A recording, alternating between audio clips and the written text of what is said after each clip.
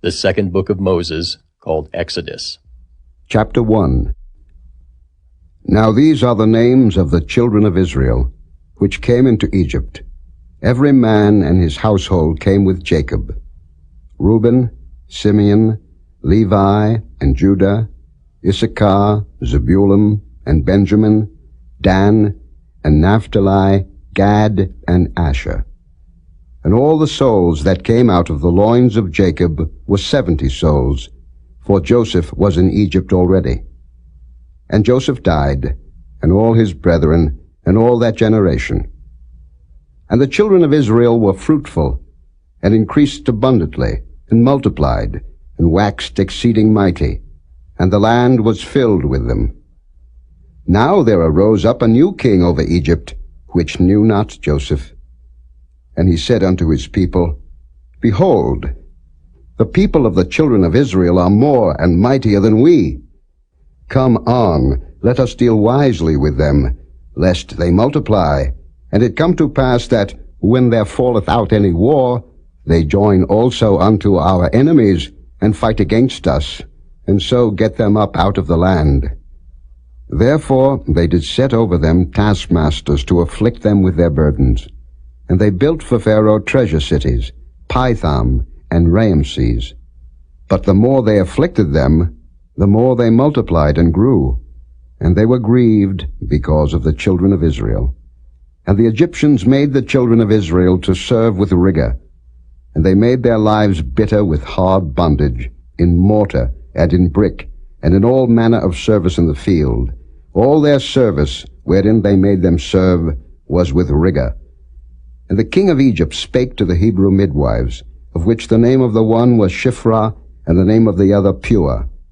And he said, When ye do the office of a midwife to the Hebrew women, and see them upon the stools, if it be a son, then ye shall kill him, but if it be a daughter, then she shall live. But the midwives feared God, and did not as the king of Egypt commanded them, but saved the men children alive. And the king of Egypt called for the midwives, and said unto them, Why have ye done this thing, and have saved the men children alive? And the midwives said unto Pharaoh, Because the Hebrew women are not as the Egyptian women, for they are lively, and are delivered ere the midwives come in unto them. Therefore God dealt well with the midwives, and the people multiplied, and waxed very mighty. And it came to pass, because the midwives feared God, that he made them houses. And Pharaoh charged all his people, saying, Every son that is born ye shall cast into the river, and every daughter ye shall save alive.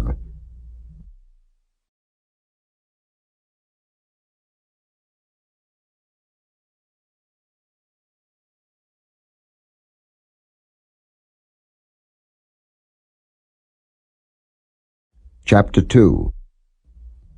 And there went a man of the house of Levi, and took to wife a daughter of Levi. And the woman conceived, and bare a son. And when she saw him that he was a goodly child, she hid him 3 months. And when she could not longer hide him, she took for him an ark of bulrushes, and daubed it with slime and with pitch, and put the child therein, and she laid it in the flags by the river's brink. And his sister stood afar off, to wit what would be done to him.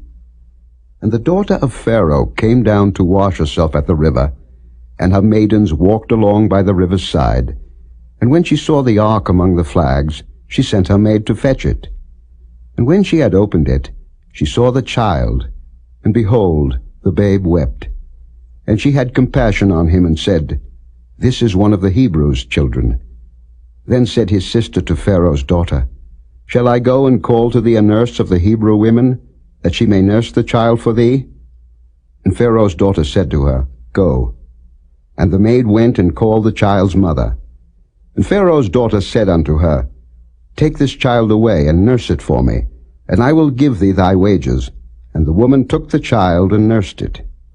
And the child grew, and she brought him unto Pharaoh's daughter, and he became her son. And she called his name Moses, and she said, Because I drew him out of the water.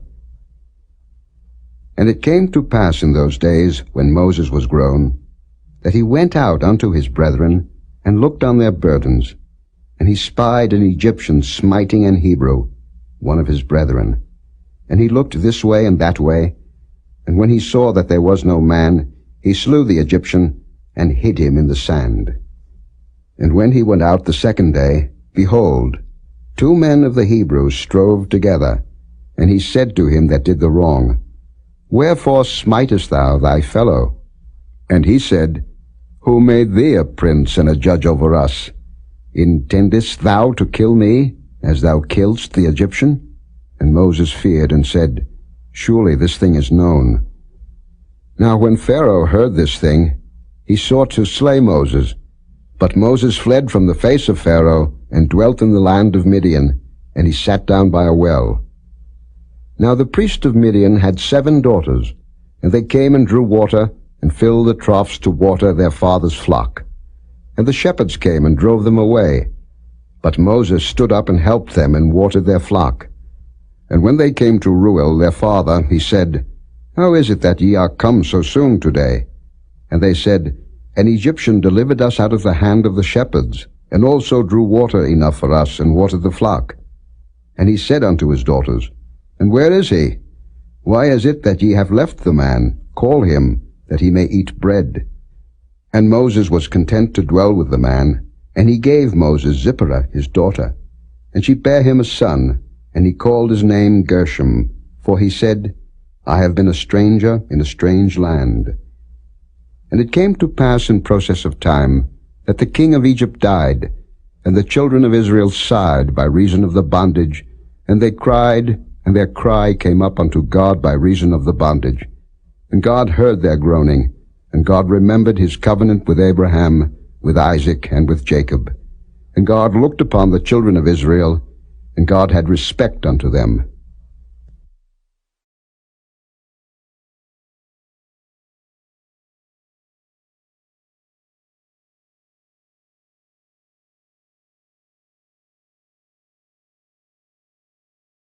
Chapter 3.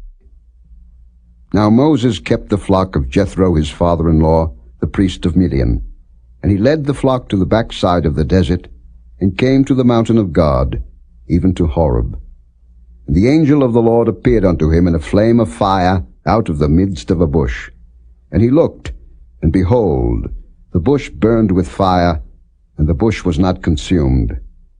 And Moses said, I will now turn aside, and see this great sight, why the bush is not burnt. And when the Lord saw that he turned aside to see, God called unto him out of the midst of the bush, and said, Moses, Moses. And he said, Here am I. And he said, Draw not nigh hither. Put off thy shoes from off thy feet, for the place whereon thou standest is holy ground.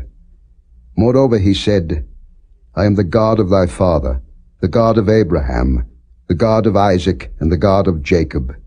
And Moses hid his face, for he was afraid to look upon God.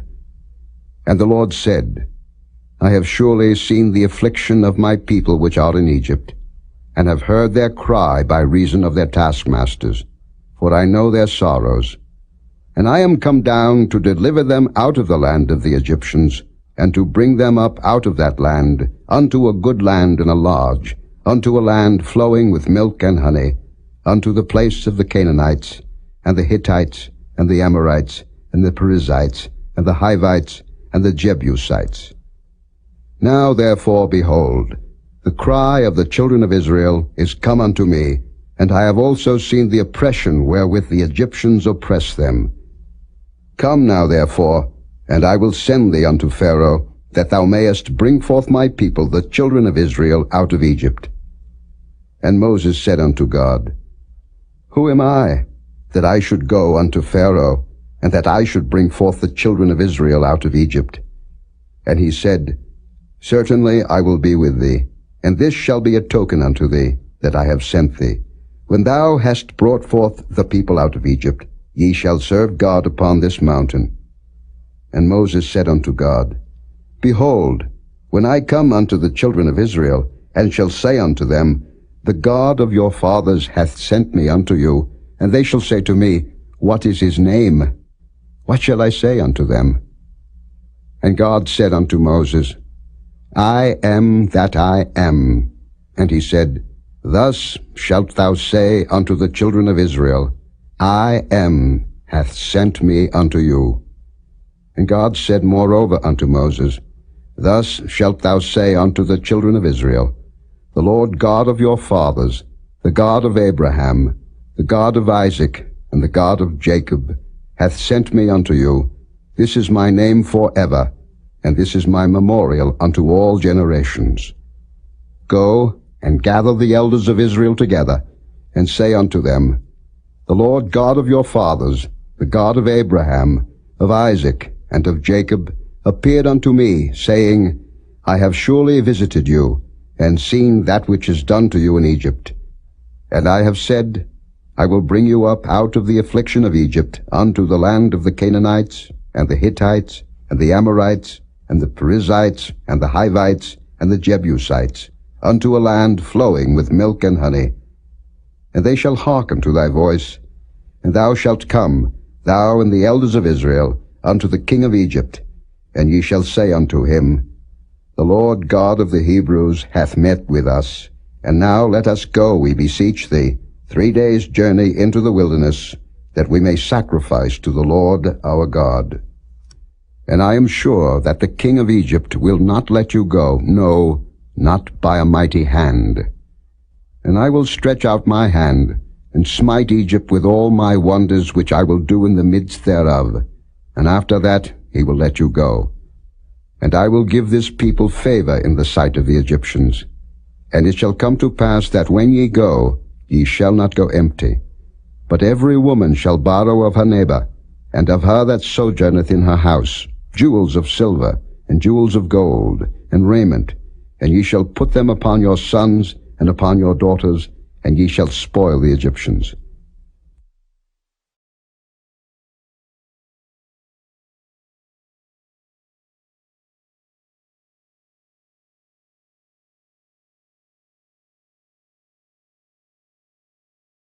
Chapter 4.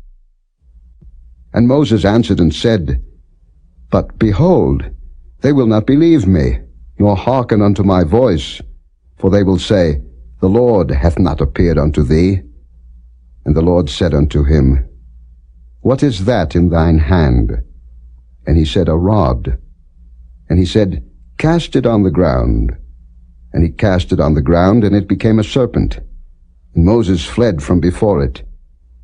And the Lord said unto Moses, Put forth thine hand, and take it by the tail.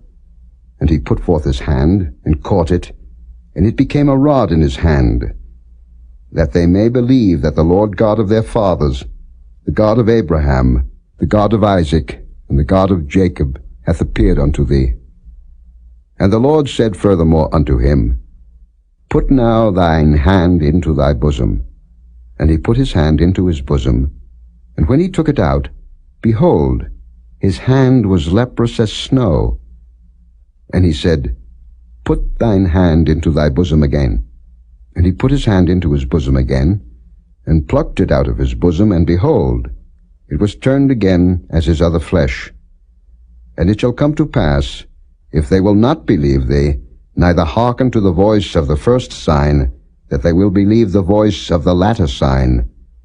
And it shall come to pass, if they will not believe also these 2 signs, neither hearken unto thy voice, that thou shalt take of the water of the river, and pour it upon the dry land, and the water which thou takest out of the river shall become blood upon the dry land. And Moses said unto the Lord, O my Lord, I am not eloquent, neither heretofore, nor since thou hast spoken unto thy servant, but I am slow of speech, and of a slow tongue. And the Lord said unto him, Who hath made man's mouth? Or who maketh the dumb, or deaf, or the seeing, or the blind? Have not I the Lord? Now therefore go, and I will be with thy mouth, and teach thee what thou shalt say. And he said, O my Lord, send, I pray thee, by the hand of him whom thou wilt send. And the anger of the Lord was kindled against Moses, And he said, Is not Aaron the Levite thy brother? I know that he can speak well. And also, behold, he cometh forth to meet thee, and when he seeth thee, he will be glad in his heart. And thou shalt speak unto him, and put words in his mouth. And I will be with thy mouth, and with his mouth, and will teach you what ye shall do. And he shall be thy spokesman unto the people. And he shall be, even he shall be to thee instead of a mouth, and thou shalt be to him instead of God. And thou shalt take this rod in thine hand, wherewith thou shalt do signs. And Moses went and returned to Jethro his father-in-law, and said unto him, Let me go, I pray thee, and return unto my brethren which are in Egypt, and see whether they be yet alive. And Jethro said to Moses, Go in peace. And the Lord said unto Moses in Midian, Go, return into Egypt, for all the men are dead which sought thy life. And Moses took his wife and his sons, and set them upon an ass, and he returned to the land of Egypt. And Moses took the rod of God in his hand. And the Lord said unto Moses, When thou goest to return into Egypt, see that thou do all those wonders before Pharaoh, which I have put in thine hand. But I will harden his heart, that he shall not let the people go. And thou shalt say unto Pharaoh, Thus saith the Lord, Israel is my son, even my firstborn. And I say unto thee, Let my son go, that he may serve me. And if thou refuse to let him go, behold, I will slay thy son, even thy firstborn. And it came to pass by the way in the inn, that the Lord met him, and sought to kill him. Then Zipporah took a sharp stone, and cut off the foreskin of her son, and cast it at his feet, and said, Surely a bloody husband art thou to me. So he let him go. Then she said, A bloody husband thou art, because of the circumcision. And the Lord said to Aaron, Go into the wilderness to meet Moses. And he went, and met him in the mount of God, and kissed him. And Moses told Aaron all the words of the Lord who had sent him, and all the signs which he had commanded him. And Moses and Aaron went and gathered together all the elders of the children of Israel. And Aaron spake all the words which the Lord had spoken unto Moses, and did the signs in the sight of the people. And the people believed. And when they heard that the Lord had visited the children of Israel, and that he had looked upon their affliction, then they bowed their heads and worshipped.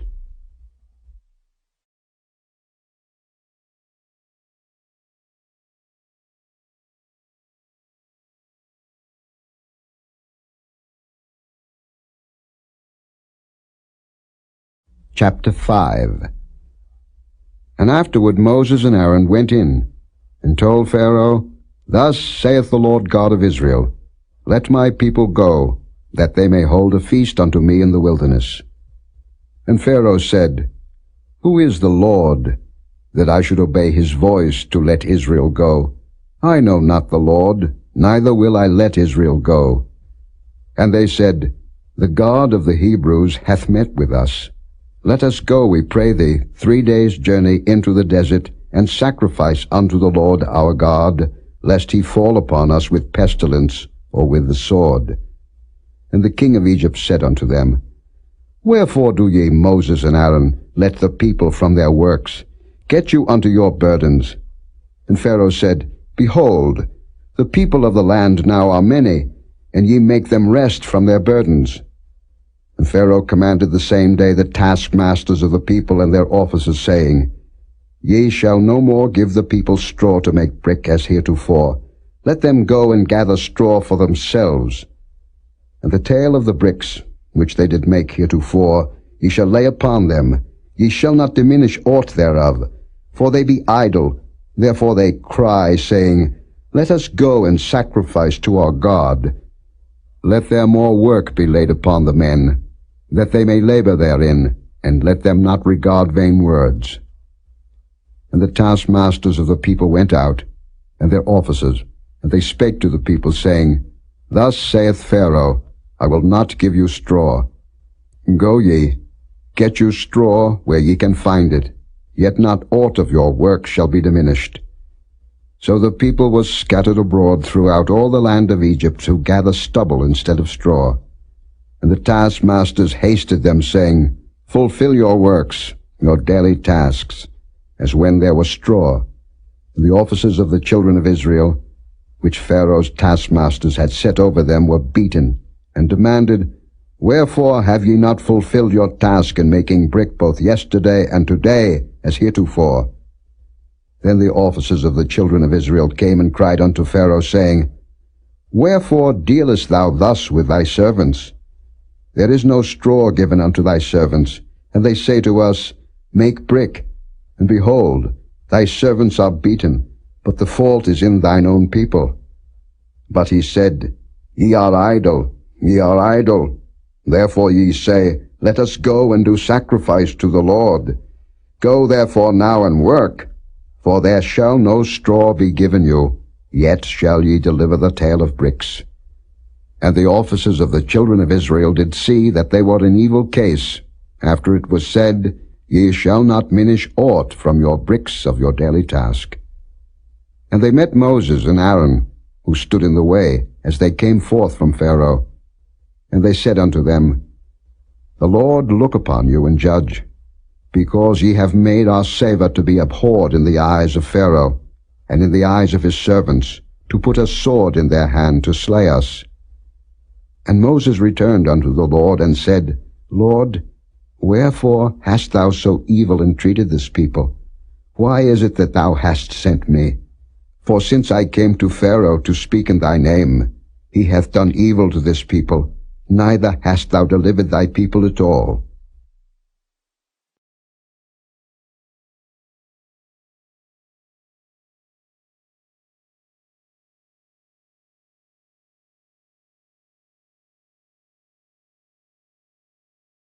Chapter 6. Then the Lord said unto Moses, Now shalt thou see what I will do to Pharaoh, for with a strong hand shall he let them go, and with a strong hand shall he drive them out of his land. And God spake unto Moses, and said unto him, I am the Lord. And I appeared unto Abraham, unto Isaac, and unto Jacob, by the name of God Almighty. But by my name Jehovah was I not known to them. And I have also established my covenant with them, to give them the land of Canaan, the land of their pilgrimage, wherein they were strangers. And I have also heard the groaning of the children of Israel, whom the Egyptians keep in bondage, and I have remembered my covenant. Wherefore say unto the children of Israel, I am the Lord, and I will bring you out from under the burdens of the Egyptians, and I will rid you out of their bondage, and I will redeem you with a stretched out arm, and with great judgments. And I will take you to me for a people, and I will be to you a God, and ye shall know that I am the Lord your God, which bringeth you out from under the burdens of the Egyptians. And I will bring you in unto the land, concerning the which I did swear to give it to Abraham, to Isaac, and to Jacob, and I will give it you for an heritage. I am the Lord. And Moses spake so unto the children of Israel, but they hearkened not unto Moses for anguish of spirit, and for cruel bondage. And the Lord spake unto Moses, saying, Go in, speak unto Pharaoh king of Egypt, that he let the children of Israel go out of his land. And Moses spake before the Lord, saying, Behold, the children of Israel have not hearkened unto me. How then shall Pharaoh hear me, who am of uncircumcised lips? And the Lord spake unto Moses and unto Aaron, and gave them a charge unto the children of Israel, and unto Pharaoh king of Egypt, to bring the children of Israel out of the land of Egypt. These be the heads of their fathers' houses, the sons of Reuben, the firstborn of Israel, Anak, and Palu, Hezron, and Carmi. These be the families of Reuben. And the sons of Simeon, Jemuel, and Jamin, and Ohad, and Jachin, and Zohar, and Shael, the son of a Canaanitish woman. These are the families of Simeon. And these are the names of the sons of Levi according to their generations, Gershon, and Kohath, and Merari. And the years of the life of Levi were 137 years. The sons of Gershon, Libni and Shimei, according to their families. And the sons of Kohath, Amram, and Izhar, and Hebron, and Uzziel. And the years of the life of Kohath were 133 years. And the sons of Merari, Mahali, and Mushi. These are the families of Levi according to their generations. And Amram took him Jochebed his father's sister to wife, and she bare him Aaron and Moses. And the years of the life of Amram were 137 years. And the sons of Izhar, Korah, and Nepheg, and Zichri. And the sons of Uzziel, Mishael, and Elzaphan, and Zithri. And Aaron took him Elisheba, daughter of Aminadab, sister of Naashon, to wife. And she bare him Nadab, and Abihu, Eleazar, and Ithamar. And the sons of Korah, Asa, and Elkanah, and Abiasaph. These are the families of the Korhites. And Eleazar, Aaron's son, took him one of the daughters of Putiel to wife, and she bare him Phinehas. These are the heads of the fathers of the Levites according to their families. These are that Aaron and Moses, to whom the Lord said, Bring out the children of Israel from the land of Egypt according to their armies. These are they which spake to Pharaoh king of Egypt, to bring out the children of Israel from Egypt. These are that Moses and Aaron. And it came to pass on the day when the Lord spake unto Moses in the land of Egypt, that the Lord spake unto Moses, saying, I am the Lord. Speak thou unto Pharaoh king of Egypt all that I say unto thee. And Moses said before the Lord, Behold, I am of uncircumcised lips, and how shall Pharaoh hearken unto me?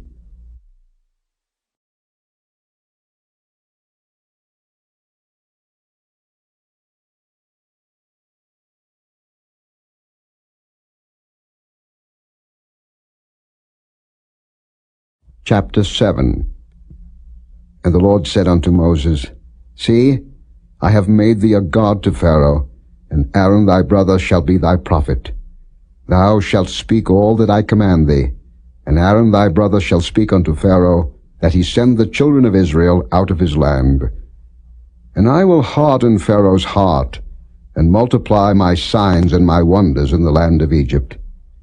But Pharaoh shall not hearken unto you, that I may lay my hand upon Egypt, and bring forth mine armies, and my people the children of Israel, out of the land of Egypt by great judgments. And the Egyptians shall know that I am the Lord, when I stretch forth mine hand upon Egypt, and bring out the children of Israel from among them. And Moses and Aaron did as the Lord commanded them, so did they. And Moses was 80 years old, and Aaron 83 years old, when they spake unto Pharaoh. And the Lord spake unto Moses and unto Aaron, saying, When Pharaoh shall speak unto you, saying, Show a miracle for you, then thou shalt say unto Aaron, Take thy rod, and cast it before Pharaoh, and it shall become a serpent. And Moses and Aaron went in unto Pharaoh, and they did so as the Lord had commanded. And Aaron cast down his rod before Pharaoh, and before his servants, and it became a serpent. Then Pharaoh also called the wise men and the sorcerers. Now the magicians of Egypt, they also did in like manner with their enchantments. For they cast down every man his rod, and they became serpents. But Aaron's rod swallowed up their rods. And he hardened Pharaoh's heart, that he hearkened not unto them, as the Lord had said. And the Lord said unto Moses, Pharaoh's heart is hardened. He refuseth to let the people go. Get thee unto Pharaoh in the morning. Lo, he goeth out unto the water, and thou shalt stand by the river's brink against he come, and the rod which was turned to a serpent shalt thou take in thine hand, and thou shalt say unto him, The Lord God of the Hebrews hath sent me unto thee, saying, Let my people go, that they may serve me in the wilderness. And behold, hitherto thou wouldest not hear. Thus saith the Lord, In this thou shalt know that I am the Lord. Behold, I will smite with the rod that is in mine hand upon the waters which are in the river, and they shall be turned to blood. And the fish that is in the river shall die, and the river shall stink, and the Egyptians shall loathe to drink of the water of the river. And the Lord spake unto Moses, Say unto Aaron, Take thy rod, and stretch out thine hand upon the waters of Egypt, upon their streams, upon their rivers, and upon their ponds, and upon all their pools of water, that they may become blood, and that there may be blood throughout all the land of Egypt, both in vessels of wood and in vessels of stone.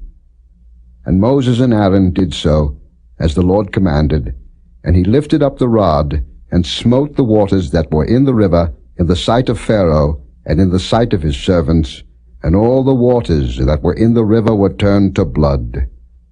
And the fish that was in the river died, and the river stank, and the Egyptians could not drink of the water of the river, and there was blood throughout all the land of Egypt. And the magicians of Egypt did so with their enchantments. And Pharaoh's heart was hardened, neither did he hearken unto them, as the Lord had said. And Pharaoh turned and went into his house, neither did he set his heart to this also. And all the Egyptians digged round about the river for water to drink, for they could not drink of the water of the river. And 7 days were fulfilled, after that the Lord had smitten the river.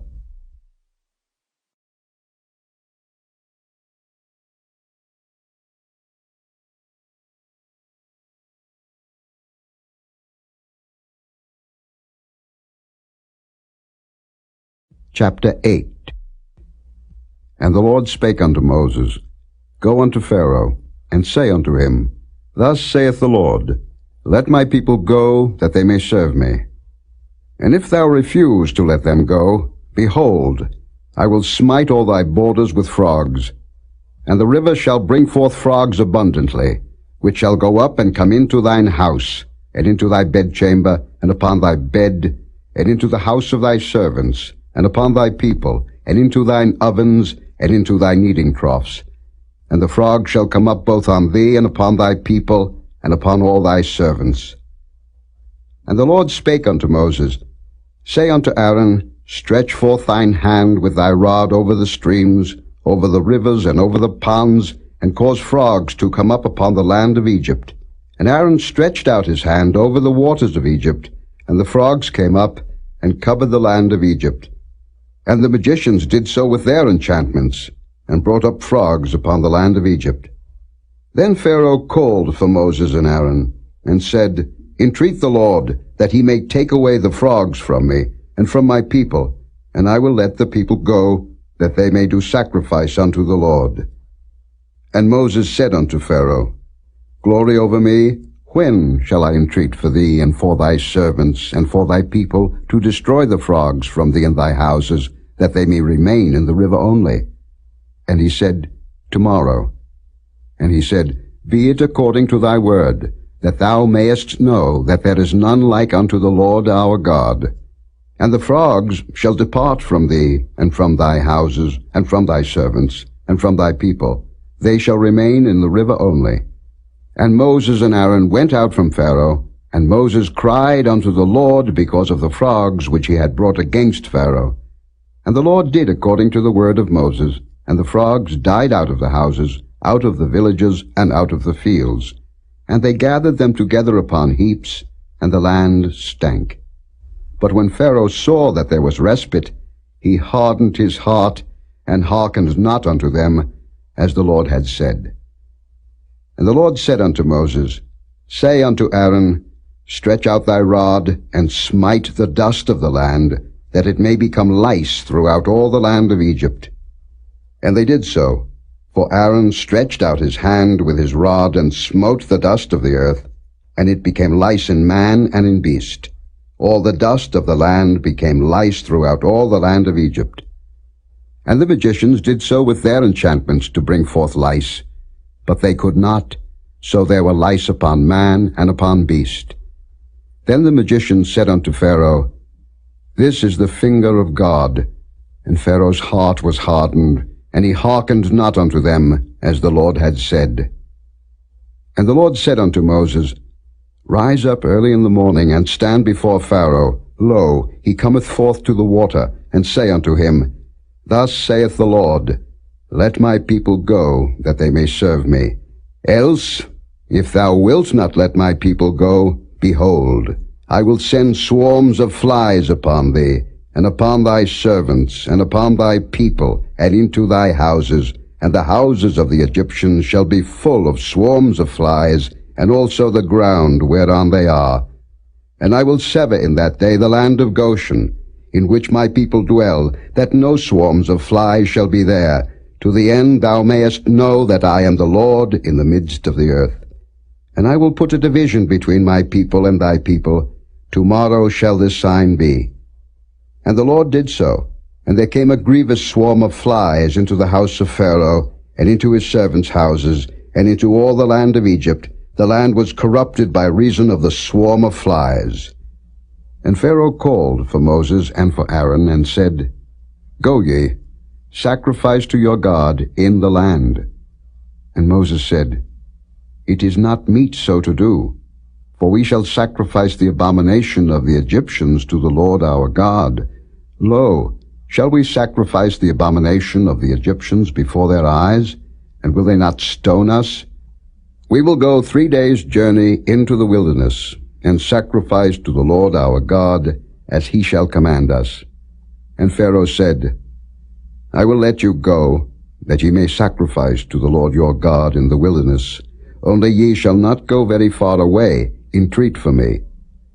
And Moses said, Behold, I go out from thee, and I will entreat the Lord that the swarms of flies may depart from Pharaoh, from his servants, and from his people tomorrow. But let not Pharaoh deal deceitfully any more in not letting the people go to sacrifice to the Lord. And Moses went out from Pharaoh, and entreated the Lord. And the Lord did according to the word of Moses, and he removed the swarms of flies from Pharaoh, from his servants, and from his people. There remained not one. And Pharaoh hardened his heart at this time also, neither would he let the people go.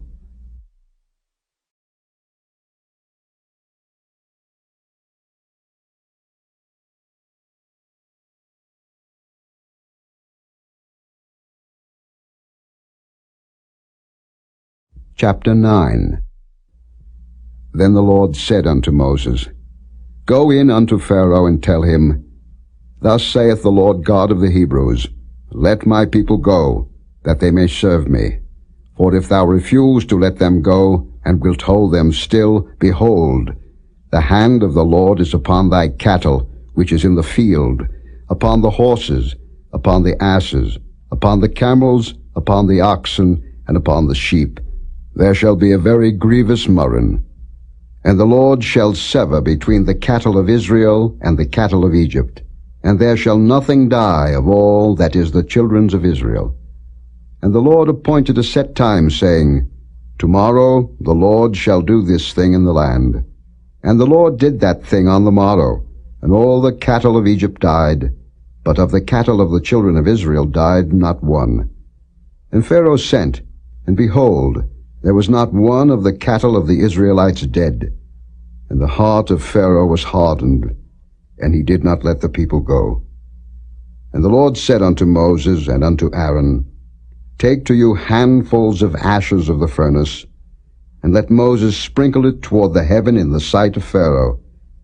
And it shall become small dust in all the land of Egypt, and shall be a boil breaking forth with blains upon man and upon beast, throughout all the land of Egypt. And they took ashes of the furnace, and stood before Pharaoh, and Moses sprinkled it up toward heaven, and it became a boil breaking forth with blains upon man and upon beast. And the magicians could not stand before Moses because of the boils, for the boil was upon the magicians, and upon all the Egyptians. And the Lord hardened the heart of Pharaoh, And he hearkened not unto them, as the Lord had spoken unto Moses. And the Lord said unto Moses, Rise up early in the morning, and stand before Pharaoh, and say unto him, Thus saith the Lord God of the Hebrews, Let my people go, that they may serve me. For I will at this time send all my plagues upon thine heart, and upon thy servants, and upon thy people, that thou mayest know that there is none like me in all the earth. For now I will stretch out my hand, that I may smite thee and thy people with pestilence, and thou shalt be cut off from the earth. And in very deed for this cause have I raised thee up, for to show in thee my power, and that my name may be declared throughout all the earth. As yet exaltest thou thyself against my people, that thou wilt not let them go? Behold, tomorrow about this time I will cause it to rain a very grievous hail, such as hath not been in Egypt since the foundation thereof even until now. Send therefore now, and gather thy cattle, and all that thou hast in the field, for upon every man and beast which shall be found in the field, and shall not be brought home, the hail shall come down upon them, and they shall die. He that feared the word of the Lord among the servants of Pharaoh made his servants and his cattle flee into the houses. And he that regarded not the word of the Lord left his servants and his cattle in the field. And the Lord said unto Moses, Stretch forth thine hand toward heaven, that there may be hail in all the land of Egypt, upon man, and upon beast, and upon every herb of the field throughout the land of Egypt. And Moses stretched forth his rod toward heaven, and the Lord sent thunder and hail, and the fire ran along upon the ground, and the Lord rained hail upon the land of Egypt. So there was hail, and fire mingled with the hail, very grievous, such as there was none like it in all the land of Egypt since it became a nation. And the hail smote throughout all the land of Egypt all that was in the field, both man and beast, and the hail smote every herb of the field, and brake every tree of the field. Only in the land of Goshen, where the children of Israel were, was there no hail. And Pharaoh sent, and called for Moses and Aaron, and said unto them, I have sinned this time. The Lord is righteous, and I and my people are wicked. Entreat the Lord, for it is enough, that there be no more mighty thunderings and hail, and I will let you go, and ye shall stay no longer. And Moses said unto him, As soon as I am gone out of the city, I will spread abroad my hands unto the Lord, and the thunder shall cease, neither shall there be any more hail, that thou mayest know how that the earth is the Lord's. But as for thee and thy servants, I know that ye will not yet fear the Lord God.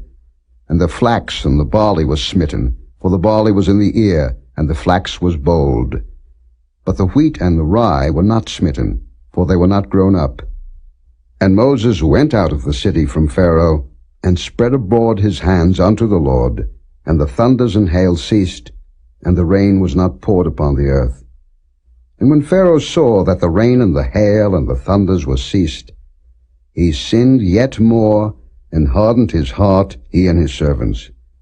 And the heart of Pharaoh was hardened, neither would he let the children of Israel go, as the Lord had spoken by Moses.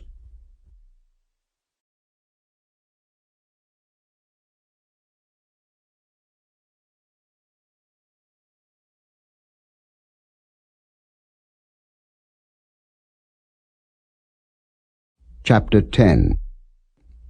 And the Lord said unto Moses, Go in unto Pharaoh, for I have hardened his heart, and the heart of his servants, that I might show these my signs before him, and that thou mayest tell in the ears of thy son, and of thy son's son, what things I have wrought in Egypt, and my signs which I have done among them, that ye may know how that I am the Lord. And Moses and Aaron came in unto Pharaoh, and said unto him, Thus saith the Lord God of the Hebrews, How long wilt thou refuse to humble thyself before me? Let my people go, that they may serve me. Else, if thou refuse to let my people go, behold, tomorrow will I bring the locusts into thy coast, and they shall cover the face of the earth, that one cannot be able to see the earth. And they shall eat the residue of that which is escaped, which remaineth unto you from the hail, and shall eat every tree which groweth for you out of the field. And they shall fill thy houses, and the houses of all thy servants, and the houses of all the Egyptians, which neither thy fathers nor thy fathers' fathers have seen, since the day that they were upon the earth unto this day. And he turned himself, and went out from Pharaoh. And Pharaoh's servants said unto him, How long shall this man be a snare unto us? Let the men go, that they may serve the Lord their God. Knowest thou not yet that Egypt is destroyed? And Moses and Aaron were brought again unto Pharaoh. And he said unto them, Go, serve the Lord your God. But who are they that shall go? And Moses said, We will go with our young and with our old, with our sons and with our daughters, with our flocks and with our herds will we go, for we must hold a feast unto the Lord. And he said unto them, Let the Lord be so with you, as I will let you go. And your little ones, look to it, for evil is before you. Not so. Go now, ye that are men, and serve the Lord, for that ye did desire. And they were driven out from Pharaoh's presence. And the Lord said unto Moses, Stretch out thine hand over the land of Egypt for the locusts, that they may come up upon the land of Egypt, and eat every herb of the land, even all that the hail hath left. And Moses stretched forth his rod over the land of Egypt, and the Lord brought an east wind upon the land all that day and all that night. And when it was morning, the east wind brought the locusts. And the locusts went up over all the land of Egypt, and rested in all the coasts of Egypt. Very grievous were they. Before them there were no such locusts as they, neither after them shall be such. For they covered the face of the whole earth, so that the land was darkened. And they did eat every herb of the land, and all the fruit of the trees which the hail had left. And there remained not any green thing in the trees, or in the herbs of the field, through all the land of Egypt. Then Pharaoh called for Moses and Aaron in haste, and he said, I have sinned against the Lord your God, and against you. Now therefore forgive, I pray thee, my sin only this once, and entreat the Lord your God, that he may take away from me this death only. And he went out from Pharaoh, and entreated the Lord. And the Lord turned a mighty strong west wind, which took away the locusts, and cast them into the Red Sea. There remained not one locust in all the coasts of Egypt. But the Lord hardened Pharaoh's heart, so that he would not let the children of Israel go. And the Lord said unto Moses, Stretch out thine hand toward heaven, that there may be darkness over the land of Egypt, even darkness which may be felt. And Moses stretched forth his hand toward heaven, and there was a thick darkness in all the land of Egypt 3 days. They saw not one another, neither rose any from his place for 3 days. But all the children of Israel had light in their dwellings. And Pharaoh called unto Moses, and said, Go ye, serve the Lord. Only let your flocks and your herds be stayed. Let your little ones also go with you. And Moses said, Thou must give us also sacrifices and burnt offerings, that we may sacrifice unto the Lord our God. Our cattle also shall go with us. There shall not an hoof be left behind, for thereof must we take to serve the Lord our God. And we know not with what we must serve the Lord, until we come thither. But the Lord hardened Pharaoh's heart, and he would not let them go. And Pharaoh said unto him, Get thee from me, take heed to thyself, see my face no more, for in that day thou seest my face, thou shalt die. And Moses said, Thou hast spoken well. I will see thy face again no more.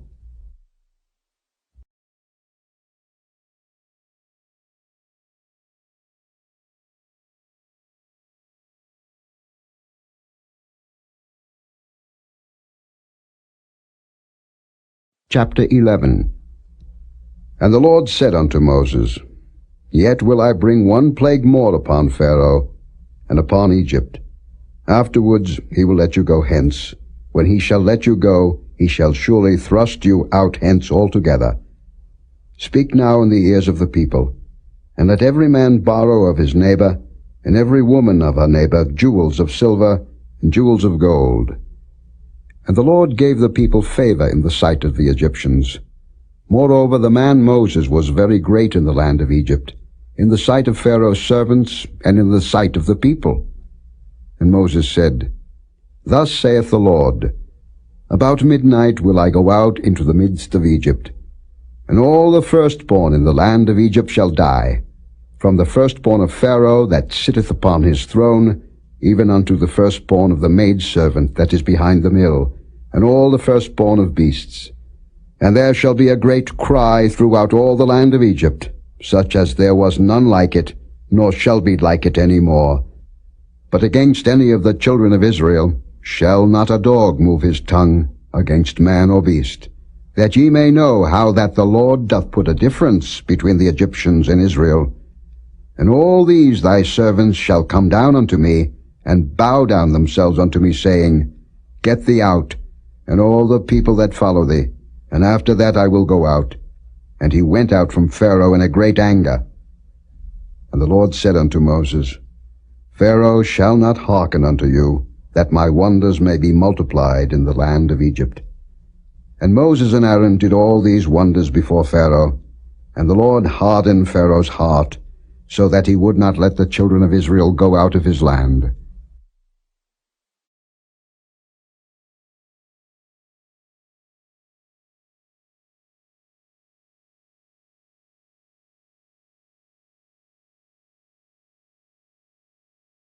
Chapter 12. And the Lord spake unto Moses and Aaron in the land of Egypt, saying, This month shall be unto you the beginning of months. It shall be the first month of the year to you. Speak ye unto all the congregation of Israel, saying, In the 10th day of this month they shall take to them every man a lamb, according to the house of their fathers, a lamb for an house. And if the household be too little for the lamb, let him and his neighbor next unto his house take it according to the number of the souls. Every man according to his eating shall make your count for the lamb. Your lamb shall be without blemish, a male of the first year. Ye shall take it out from the sheep or from the goats. And ye shall keep it up until the 14th day of the same month, and the whole assembly of the congregation of Israel shall kill it in the evening. And they shall take of the blood, and strike it on the 2 side posts and on the upper door post of the houses wherein they shall eat it. And they shall eat the flesh in that night, roast with fire, and unleavened bread, and with bitter herbs they shall eat it.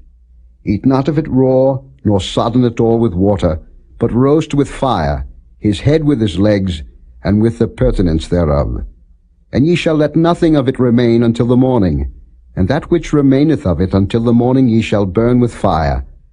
And thus shall ye eat it, with your loins girded, your shoes on your feet, and your staff in your hand, and ye shall eat it in haste. It is the Lord's Passover. For I will pass through the land of Egypt this night, and will smite all the firstborn in the land of Egypt, both man and beast, and against all the gods of Egypt I will execute judgment. I am the Lord. And the blood shall be to you for a token upon the houses where ye are. And when I see the blood, I will pass over you, and the plague shall not be upon you to destroy you when I smite the land of Egypt. And this day shall be unto you for a memorial, and ye shall keep it a feast to the Lord throughout your generations. Ye shall keep it a feast by an ordinance forever. 7 days shall ye eat unleavened bread. Even the first day ye shall put away leaven out of your houses. For whosoever eateth leavened bread from the first day until the 7th day, that soul shall be cut off from Israel. And in the first day there shall be an holy convocation. And in the 7th day there shall be an holy convocation to you. No manner of work shall be done in them, save that which every man must eat, that only may be done of you. And ye shall observe the feast of unleavened bread. For in this selfsame day have I brought your armies out of the land of Egypt. Therefore shall ye observe this day in your generations by an ordinance forever. In the 1st month, on the 14th day of the month at even, ye shall eat unleavened bread, until the 21st day of the month at even. 7 days shall there be no leaven found in your houses. For whosoever eateth that which is leavened, even that soul shall be cut off from the congregation of Israel, whether he be a stranger or born in the land. Ye shall eat nothing leavened. In all your habitations shall ye eat unleavened bread. Then Moses called for all the elders of Israel, and said unto them, Draw out and take you a lamb according to your families, and kill the Passover.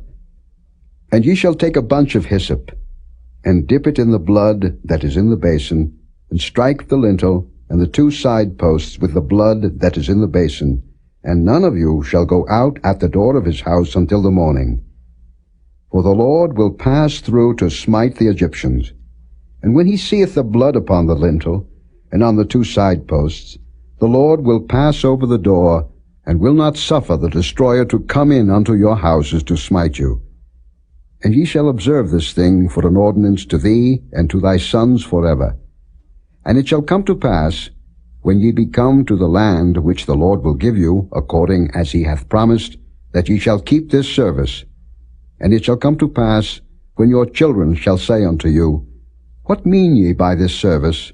That ye shall say, It is the sacrifice of the Lord's Passover, who passed over the houses of the children of Israel in Egypt, when he smote the Egyptians, and delivered our houses. And the people bowed the head and worshipped. And the children of Israel went away, and did as the Lord had commanded Moses and Aaron, so did they. And it came to pass, that at midnight the Lord smote all the firstborn in the land of Egypt, from the firstborn of Pharaoh that sat on his throne, unto the firstborn of the captive that was in the dungeon, and all the firstborn of cattle. And Pharaoh rose up in the night, he and all his servants, and all the Egyptians.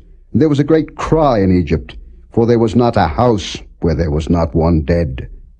And he called for Moses and Aaron by night, and said, Rise up, and get you forth from among my people, both ye and the children of Israel, and go, serve the Lord, as ye have said.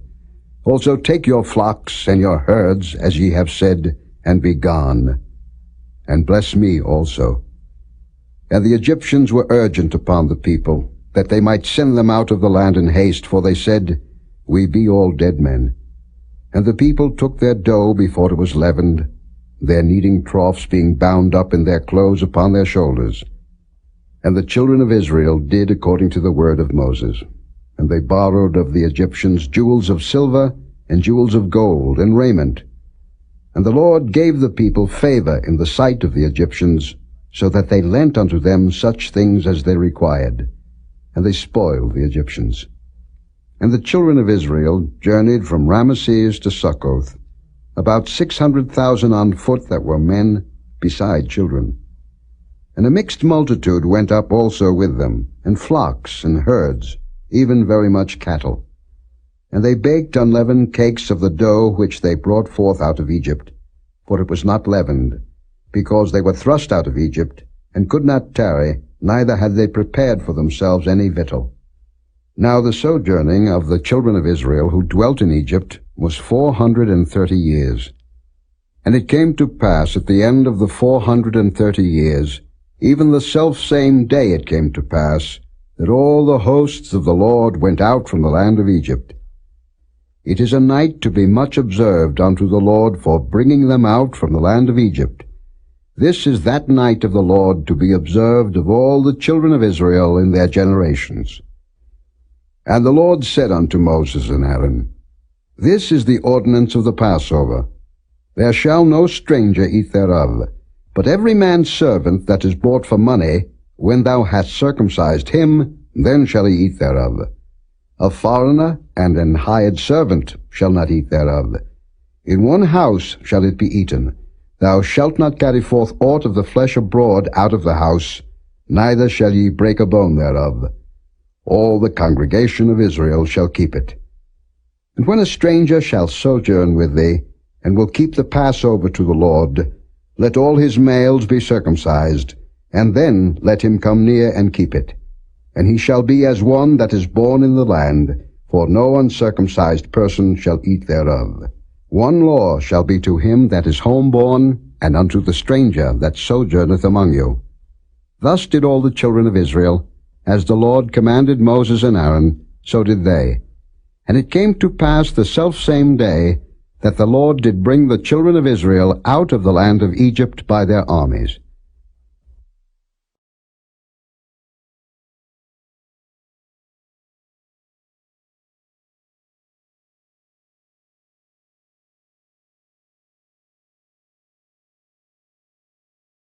Chapter 13. And the Lord spake unto Moses, saying, Sanctify unto me all the firstborn, whatsoever openeth the womb among the children of Israel, both of man and of beast, it is mine. And Moses said unto the people, Remember this day, in which ye came out from Egypt, out of the house of bondage, for by strength of hand the Lord brought you out from this place. There shall no leavened bread be eaten. This day came ye out in the month Abib. And it shall be, when the Lord shall bring thee into the land of the Canaanites, and the Hittites, and the Amorites, and the Hivites, and the Jebusites, which he sware unto thy fathers to give thee, a land flowing with milk and honey, that thou shalt keep this service in this month. 7 days thou shalt eat unleavened bread, and in the 7th day shall be a feast to the Lord. Unleavened bread shall be eaten 7 days, and there shall no leavened bread be seen with thee, neither shall there be leaven seen with thee in all thy quarters. And thou shalt show thy son in that day, saying, This is done because of that which the Lord did unto me when I came forth out of Egypt.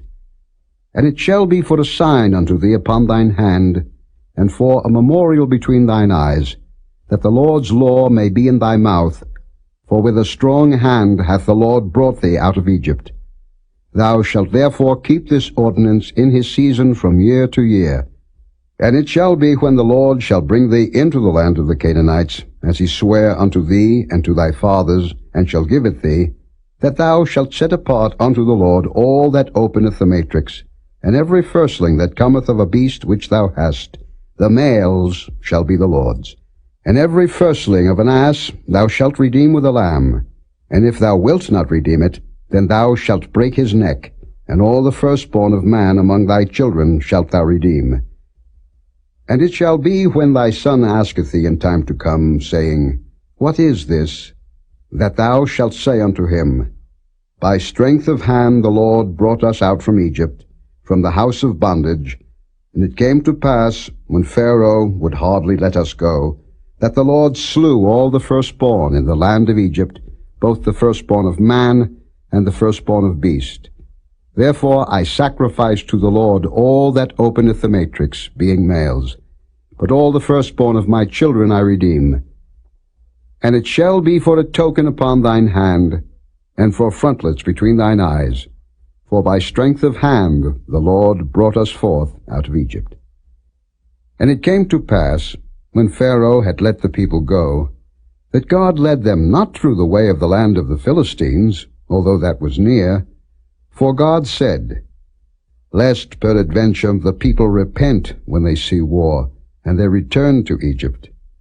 But God led the people about through the way of the wilderness of the Red Sea, and the children of Israel went up harnessed out of the land of Egypt. And Moses took the bones of Joseph with him, for he had straitly sworn the children of Israel, saying, God will surely visit you, and ye shall carry up my bones away hence with you. And they took their journey from Succoth, and encamped in Etham in the edge of the wilderness. And the Lord went before them by day in a pillar of a cloud, to lead them the way, and by night in a pillar of fire, to give them light, to go by day and night. He took not away the pillar of the cloud by day, nor the pillar of fire by night from before the people.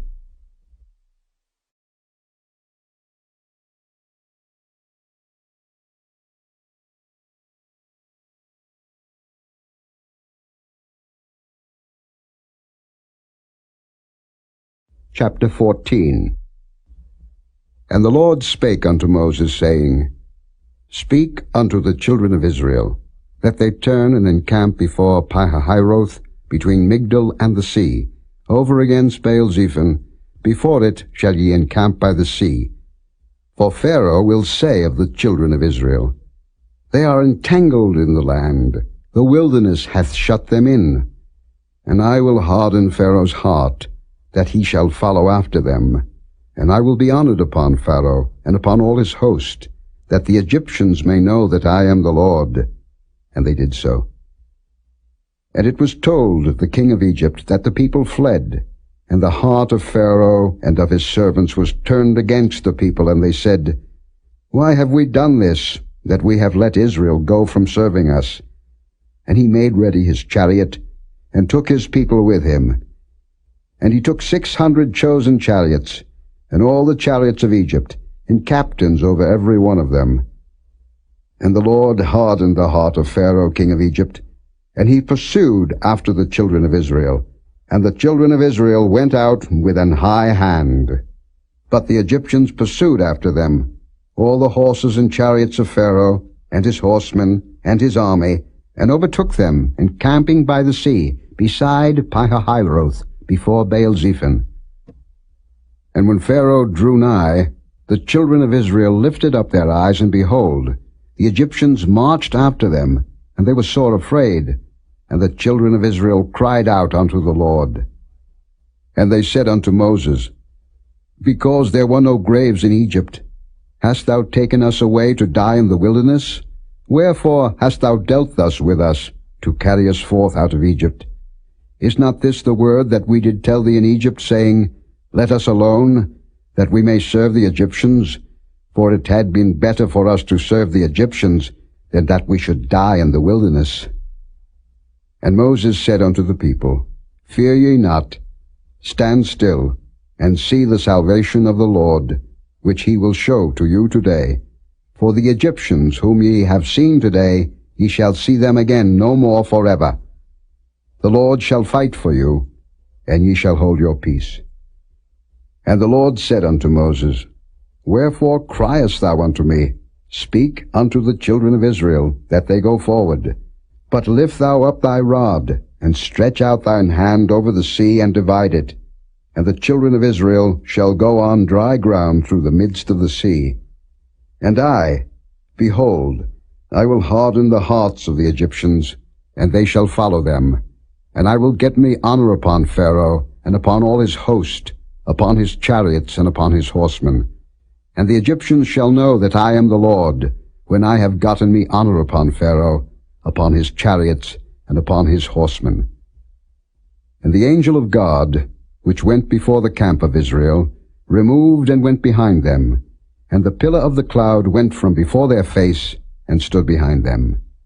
And it came between the camp of the Egyptians and the camp of Israel, and it was a cloud and darkness to them, but it gave light by night to these, so that the one came not near the other all the night.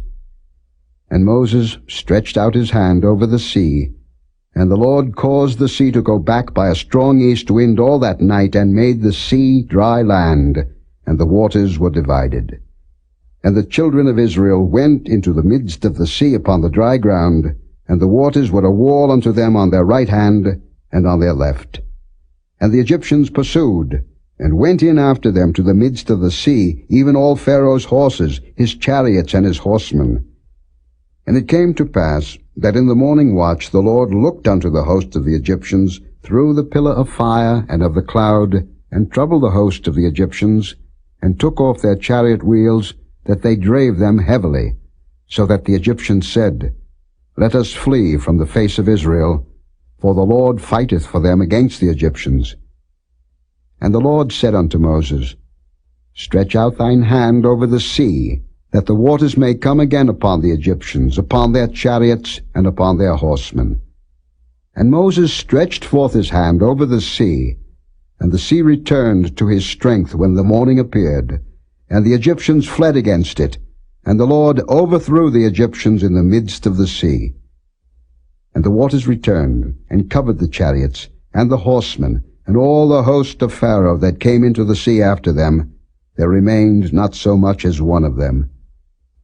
But the children of Israel walked upon dry land in the midst of the sea, and the waters were a wall unto them on their right hand and on their left. Thus the Lord saved Israel that day out of the hand of the Egyptians, and Israel saw the Egyptians dead upon the seashore. And Israel saw that great work which the Lord did upon the Egyptians, and the people feared the Lord, and believed the Lord and his servant Moses.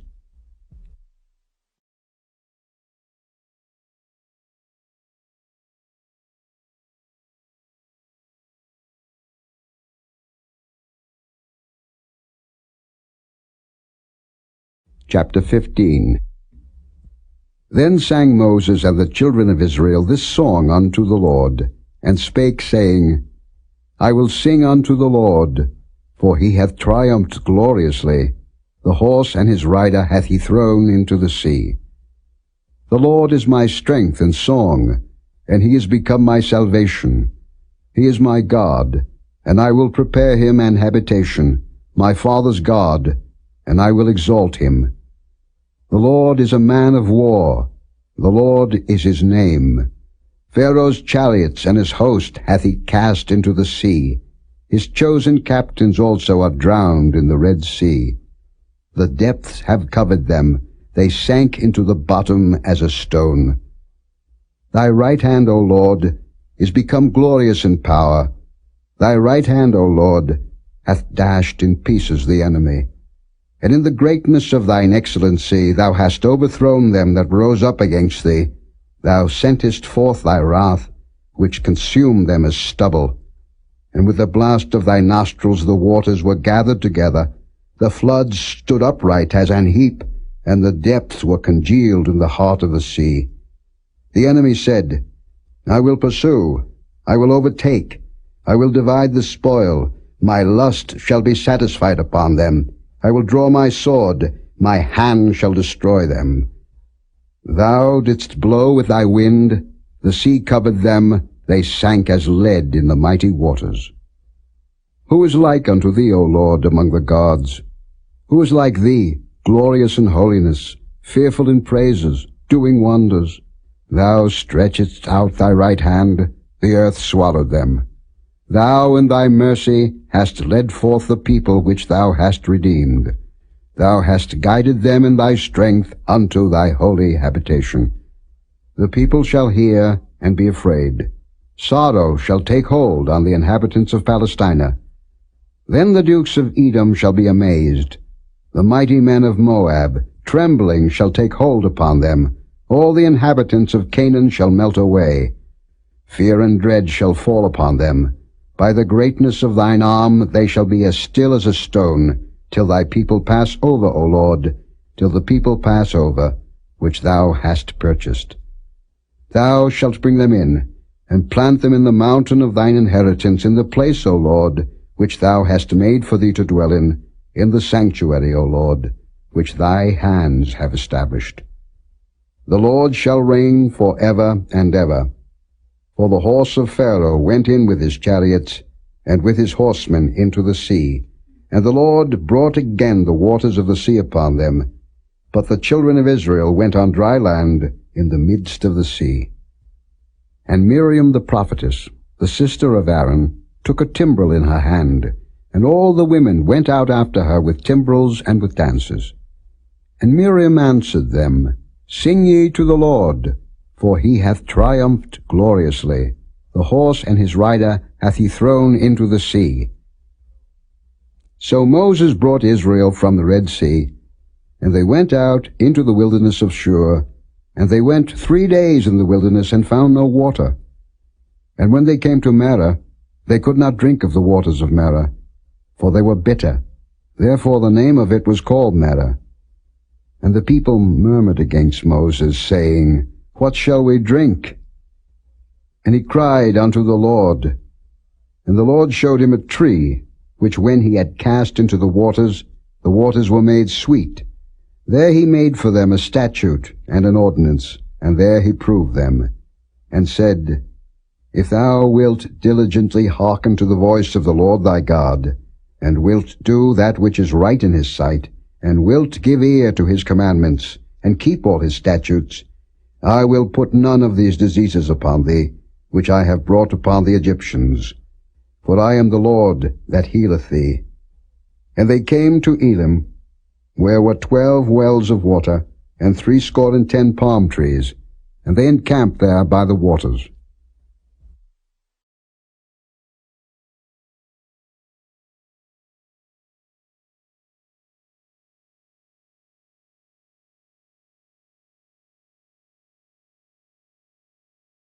Chapter 16.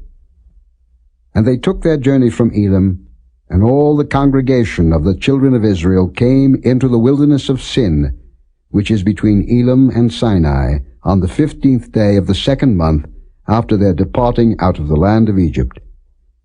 And the whole congregation of the children of Israel murmured against Moses and Aaron in the wilderness.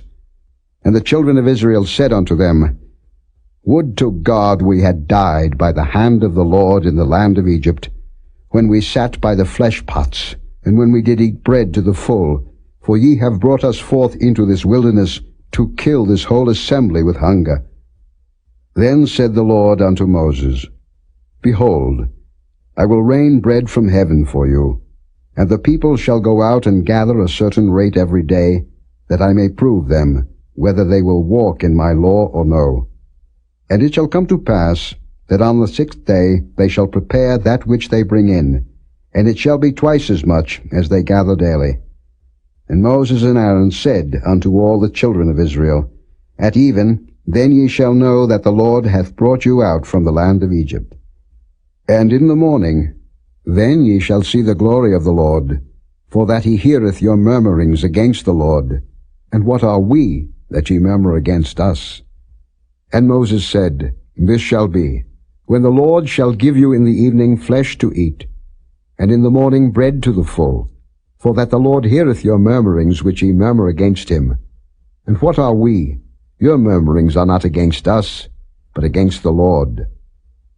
And Moses spake unto Aaron, Say unto all the congregation of the children of Israel, Come near before the Lord, for he hath heard your murmurings. And it came to pass, as Aaron spake unto the whole congregation of the children of Israel, that they looked toward the wilderness, and behold, the glory of the Lord appeared in the cloud. And the Lord spake unto Moses, saying, I have heard the murmurings of the children of Israel. Speak unto them, saying, At even ye shall eat flesh, and in the morning ye shall be filled with bread, and ye shall know that I am the Lord your God. And it came to pass, that at even the quails came up, and covered the camp, and in the morning the dew lay round about the host. And when the dew that lay was gone up, behold, upon the face of the wilderness there lay a small round thing, as small as the hoarfrost on the ground. And when the children of Israel saw it, they said one to another, It is manna, for they wist not what it was. And Moses said unto them, This is the bread which the Lord hath given you to eat. This is the thing which the Lord hath commanded. Gather of it every man according to his eating, an omer for every man, according to the number of your persons.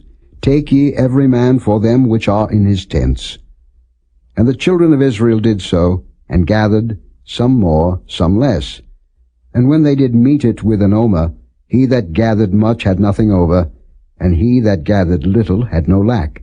They gathered every man according to his eating. And Moses said, Let no man leave of it till the morning. Notwithstanding, they hearkened not unto Moses, but some of them left of it until the morning, and it bred worms, and stank. And Moses was wroth with them. And they gathered it every morning, every man according to his eating, and when the sun waxed hot, it melted. And it came to pass that on the 6th day they gathered twice as much bread, 2 omers for one man, and all the rulers of the congregation came and told Moses. And he said unto them, This is that which the Lord hath said.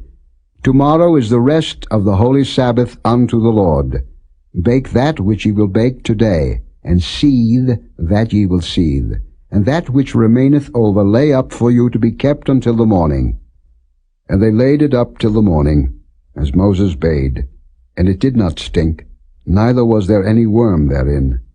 And Moses said, Eat that today, for today is a Sabbath unto the Lord.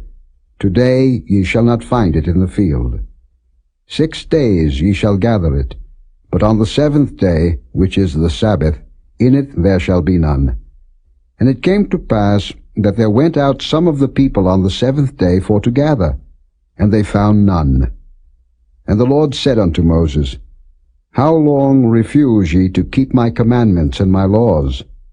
See, for that the Lord hath given you the Sabbath, therefore he giveth you on the 6th day the bread of 2 days. Abide ye every man in his place, let no man go out of his place on the 7th day. So the people rested on the 7th day. And the house of Israel called the name thereof manna, and it was like coriander seed, white, and the taste of it was like wafers made with honey. And Moses said, This is the thing which the Lord commandeth.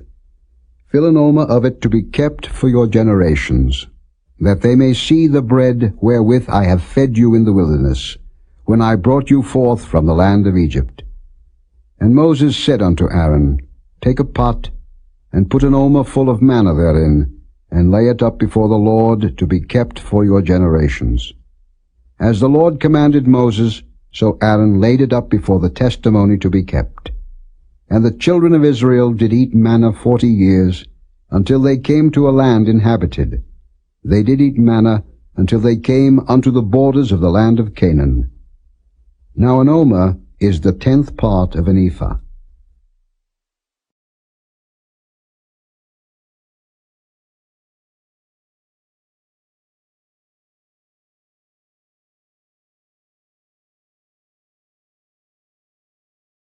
Chapter 17.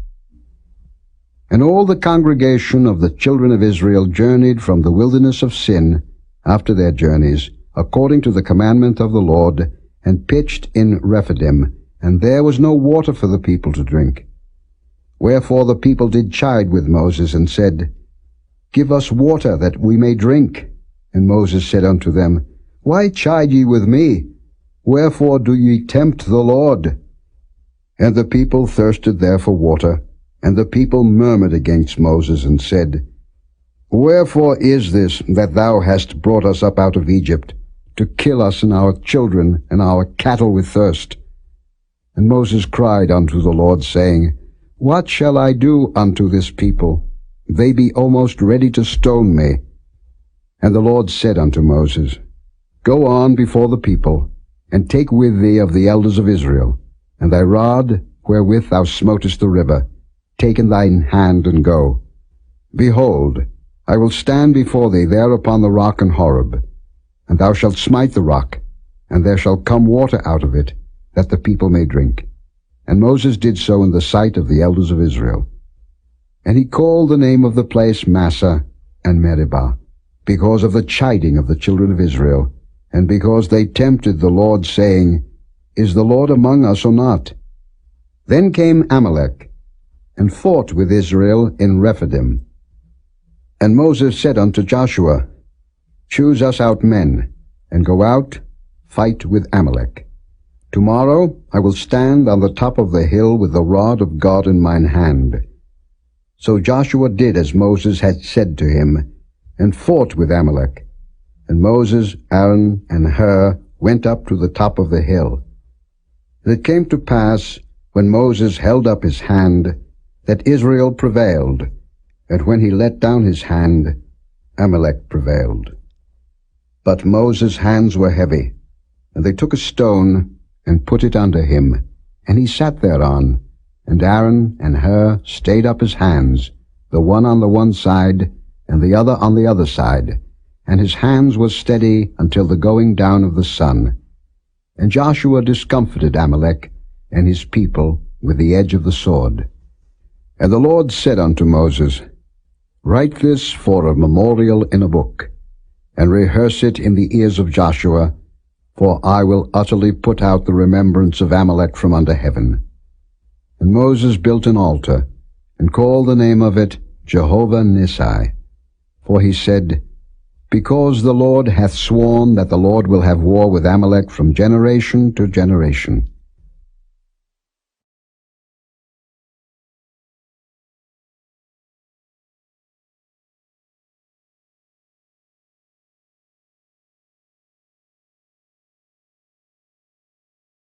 Chapter 18.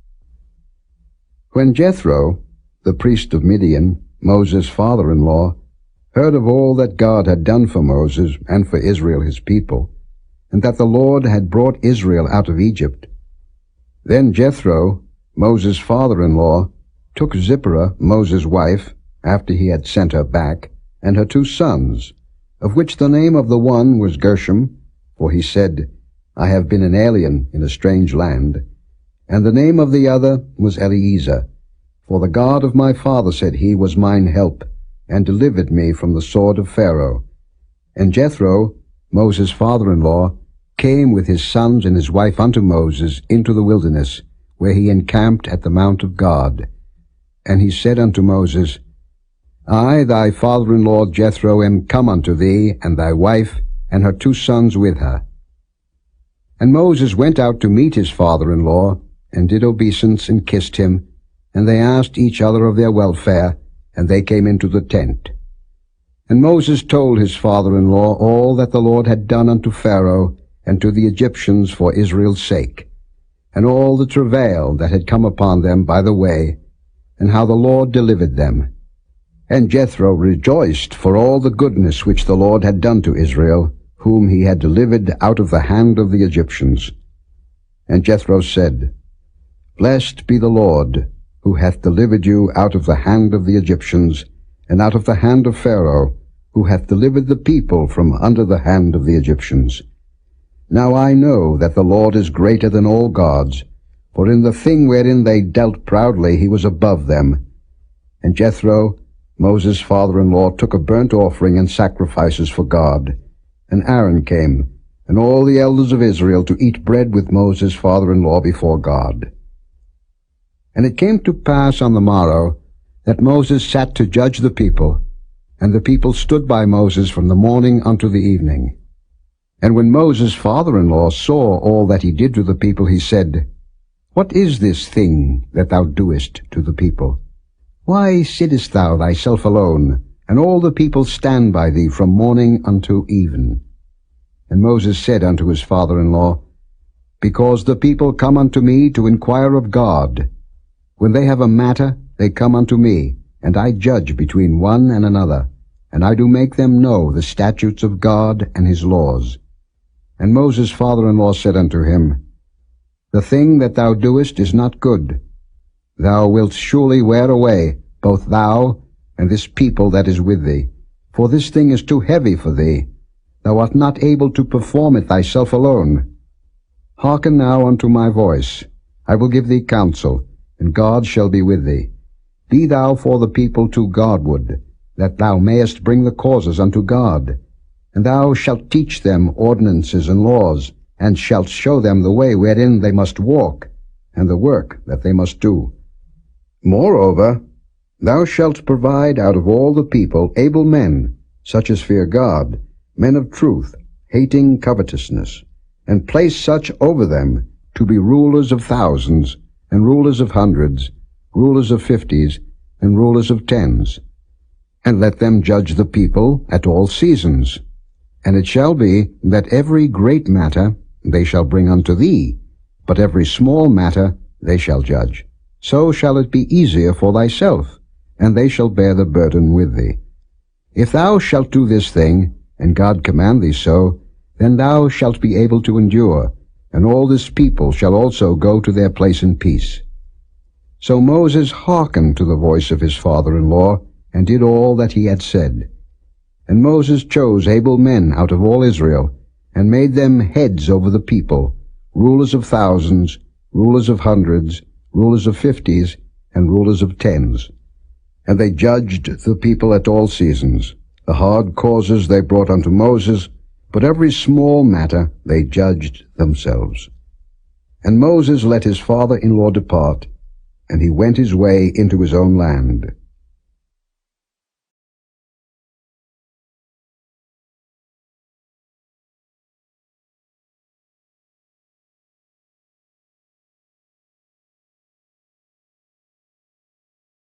Chapter 19. In the 3rd month, when the children of Israel were gone forth out of the land of Egypt, The same day came they into the wilderness of Sinai.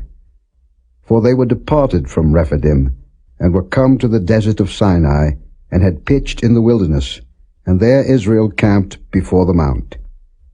And Moses went up unto God, and the Lord called unto him out of the mountain, saying, Thus shalt thou say to the house of Jacob, and tell the children of Israel, Ye have seen what I did unto the Egyptians, and how I bare you on eagle's wings, and brought you unto myself.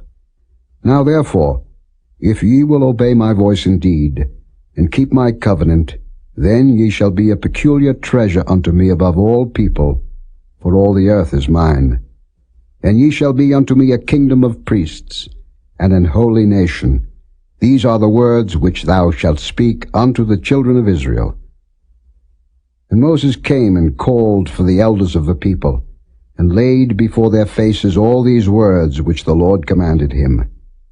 And all the people answered together and said, All that the Lord hath spoken we will do. And Moses returned the words of the people unto the Lord.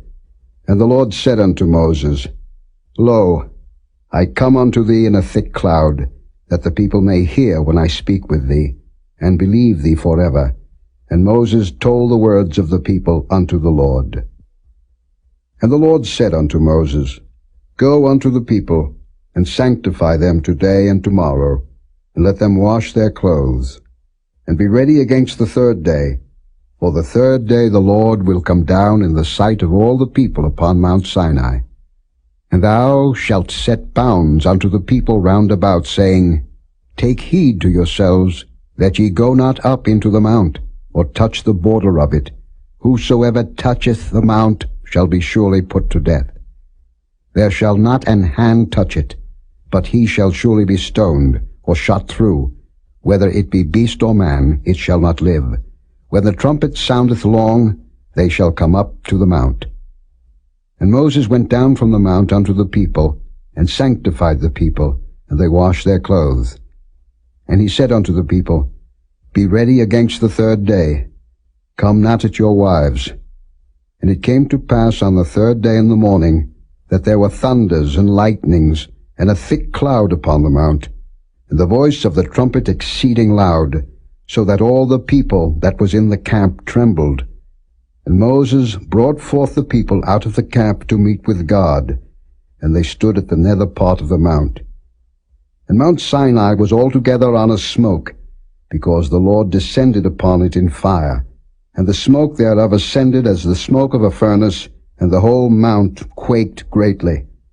And when the voice of the trumpet sounded long, and waxed louder and louder, Moses spake, and God answered him by a voice.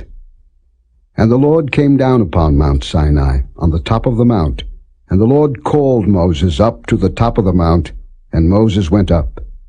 And the Lord said unto Moses, Go down, charge the people, lest they break through unto the Lord to gaze, and many of them perish.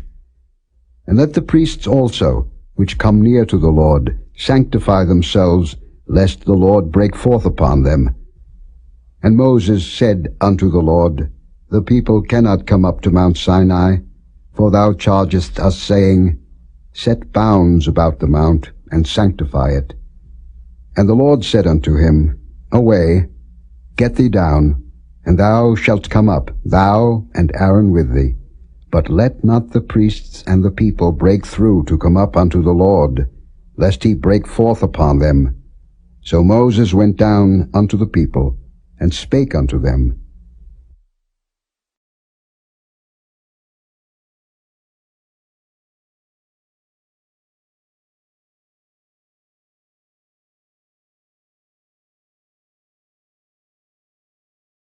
Chapter 20.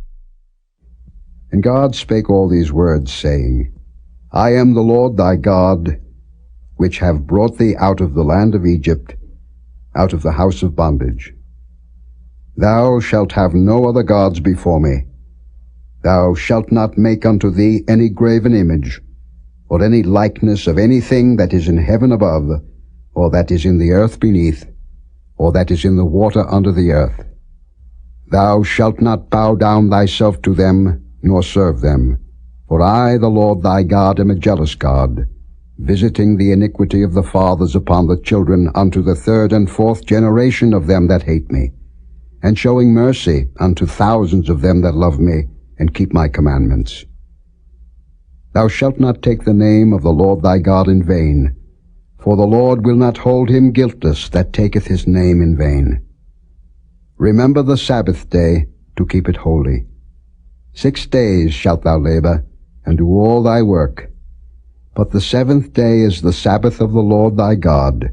In it thou shalt not do any work, thou, nor thy son, nor thy daughter, thy manservant, nor thy maidservant, nor thy cattle, nor thy stranger that is within thy gates.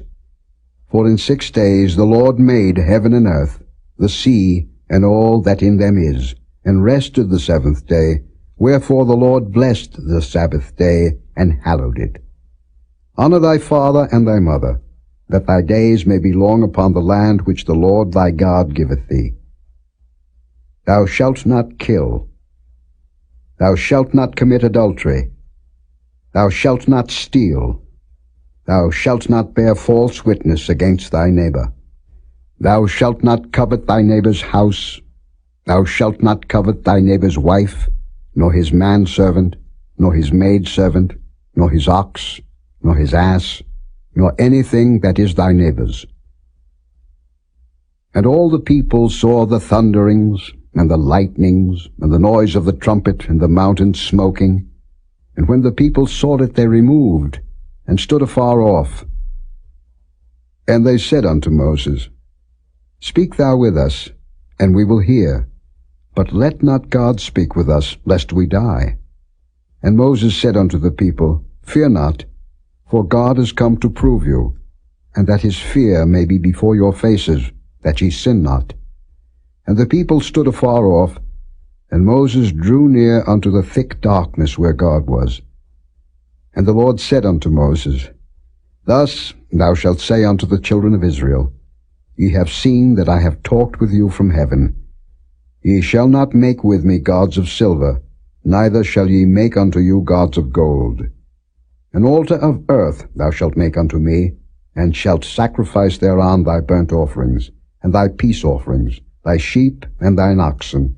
In all places where I record my name, I will come unto thee, and I will bless thee.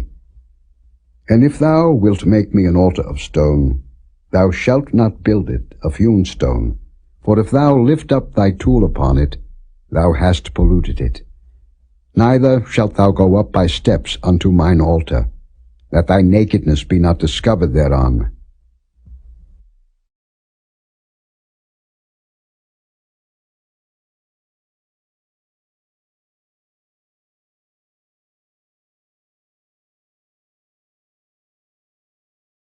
Chapter 21.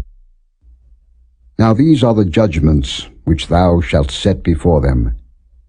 If thou buy an Hebrew servant, 6 years he shall serve, and in the 7th he shall go out free for nothing.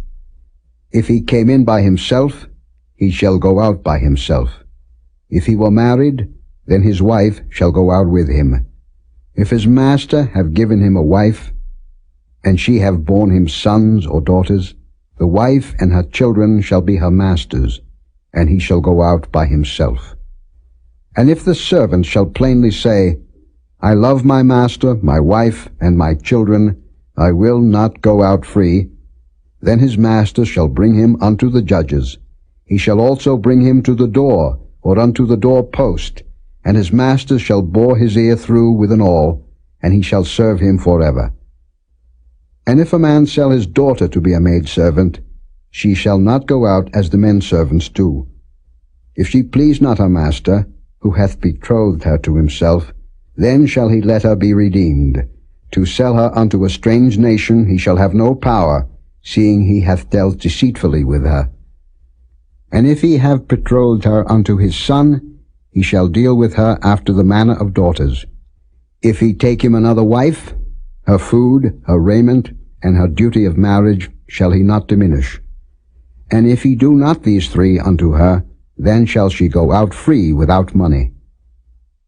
He that smiteth a man, so that he die, shall be surely put to death. And if a man lie not in wait, but God deliver him into his hand, then I will appoint thee a place whither he shall flee. But if a man come presumptuously upon his neighbor to slay him with guile, thou shalt take him from mine altar, that he may die. And he that smiteth his father or his mother shall be surely put to death. And he that stealeth a man, and selleth him, or if he be found in his hand, he shall surely be put to death. And he that curseth his father or his mother shall surely be put to death. And if men strive together, and one smite another with a stone, or with his fist, and he die not, but keepeth his bed, if he rise again, and walk abroad upon his staff, then shall he that smote him be quit. Only he shall pay for the loss of his time, and shall cause him to be thoroughly healed. And if a man smite his servant, or his maid with a rod, and he die under his hand, he shall be surely punished. Notwithstanding, if he continue a day or two, he shall not be punished, for he is his money. If men strive, and hurt a woman with child, so that her fruit depart from her, and yet no mischief follow, he shall be surely punished, according as the woman's husband will lay upon him, and he shall pay as the judges determine. And if any mischief follow, then thou shalt give life for life, eye for eye, tooth for tooth, hand for hand, foot for foot, burning for burning, wound for wound, stripe for stripe. And if a man smite the eye of his servant, or the eye of his maid, that it perish, he shall let him go free for his eye's sake. And if he smite out his manservant's tooth, or his maidservant's tooth, he shall let him go free for his tooth's sake.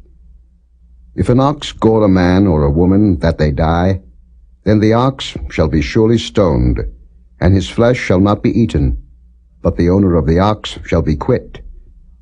But if the ox were wont to push with his horn in time past, and it hath been testified to his owner, and he hath not kept him in, but that he hath killed a man or a woman, the ox shall be stoned, and his owner also shall be put to death.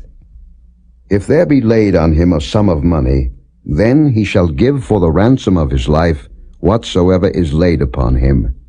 Whether he have gored a son, or have gored a daughter, according to this judgment shall it be done unto him. If the ox shall push a manservant or a maidservant, he shall give unto their master 30 shekels of silver, and the ox shall be stoned. And if a man shall open a pit, or if a man shall dig a pit, and not cover it, and an ox or an ass fall therein, the owner of the pit shall make it good, and give money unto the owner of them, and the dead beast shall be his. And if one man's ox hurt another's, that he die, then they shall sell the live ox, and divide the money of it, and the dead ox also they shall divide. Or if it be known that the ox hath used to push in time past, and his owner hath not kept him in, he shall surely pay ox for ox, and the dead shall be his own.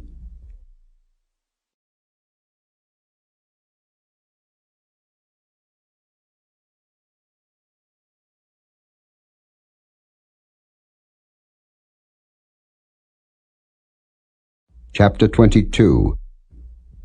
If a man shall steal an ox or a sheep, and kill it or sell it, he shall restore 5 oxen for an ox, and 4 sheep for a sheep. If a thief be found breaking up, and be smitten that he die, there shall no blood be shed for him. If the sun be risen upon him, there shall be blood shed for him, for he should make full restitution. If he have nothing, then he shall be sold for his theft. If the theft be certainly found in his hand alive, whether it be ox or ass or sheep, he shall restore double. If a man shall cause a field or vineyard to be eaten, and shall put in his beast, and shall feed in another man's field, of the best of his own field, and of the best of his own vineyard, shall he make restitution.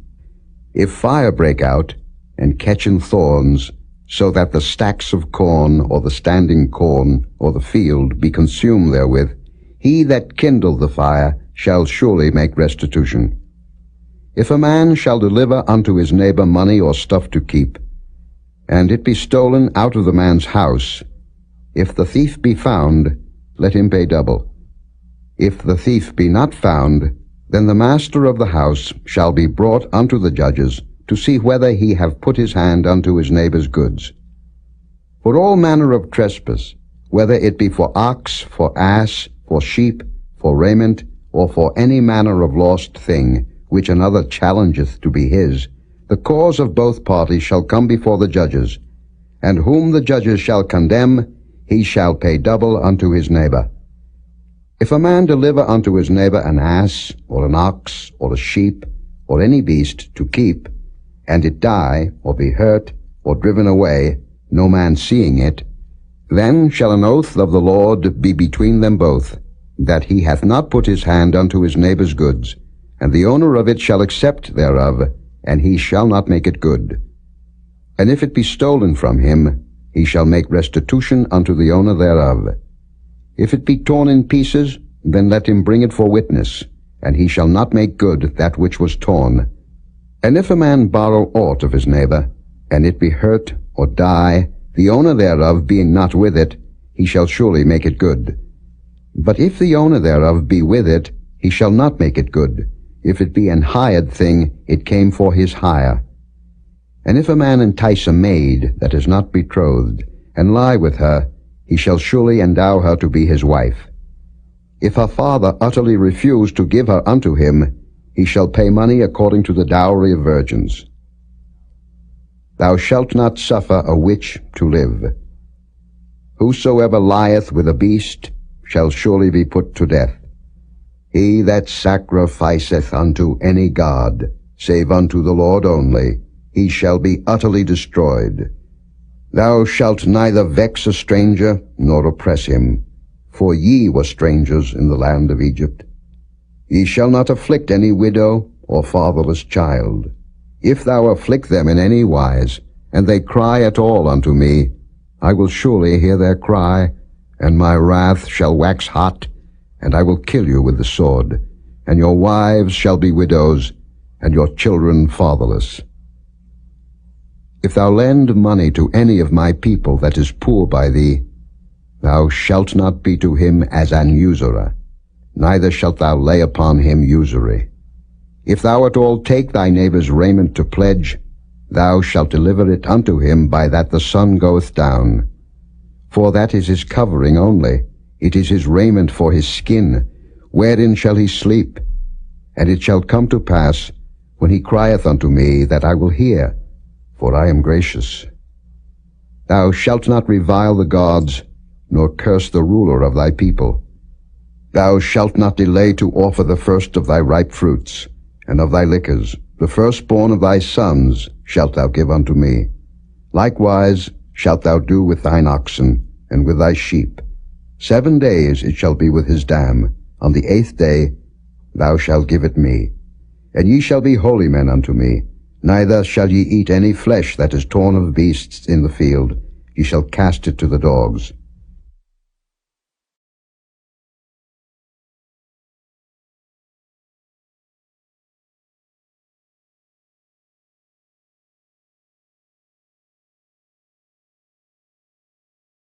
Chapter 23.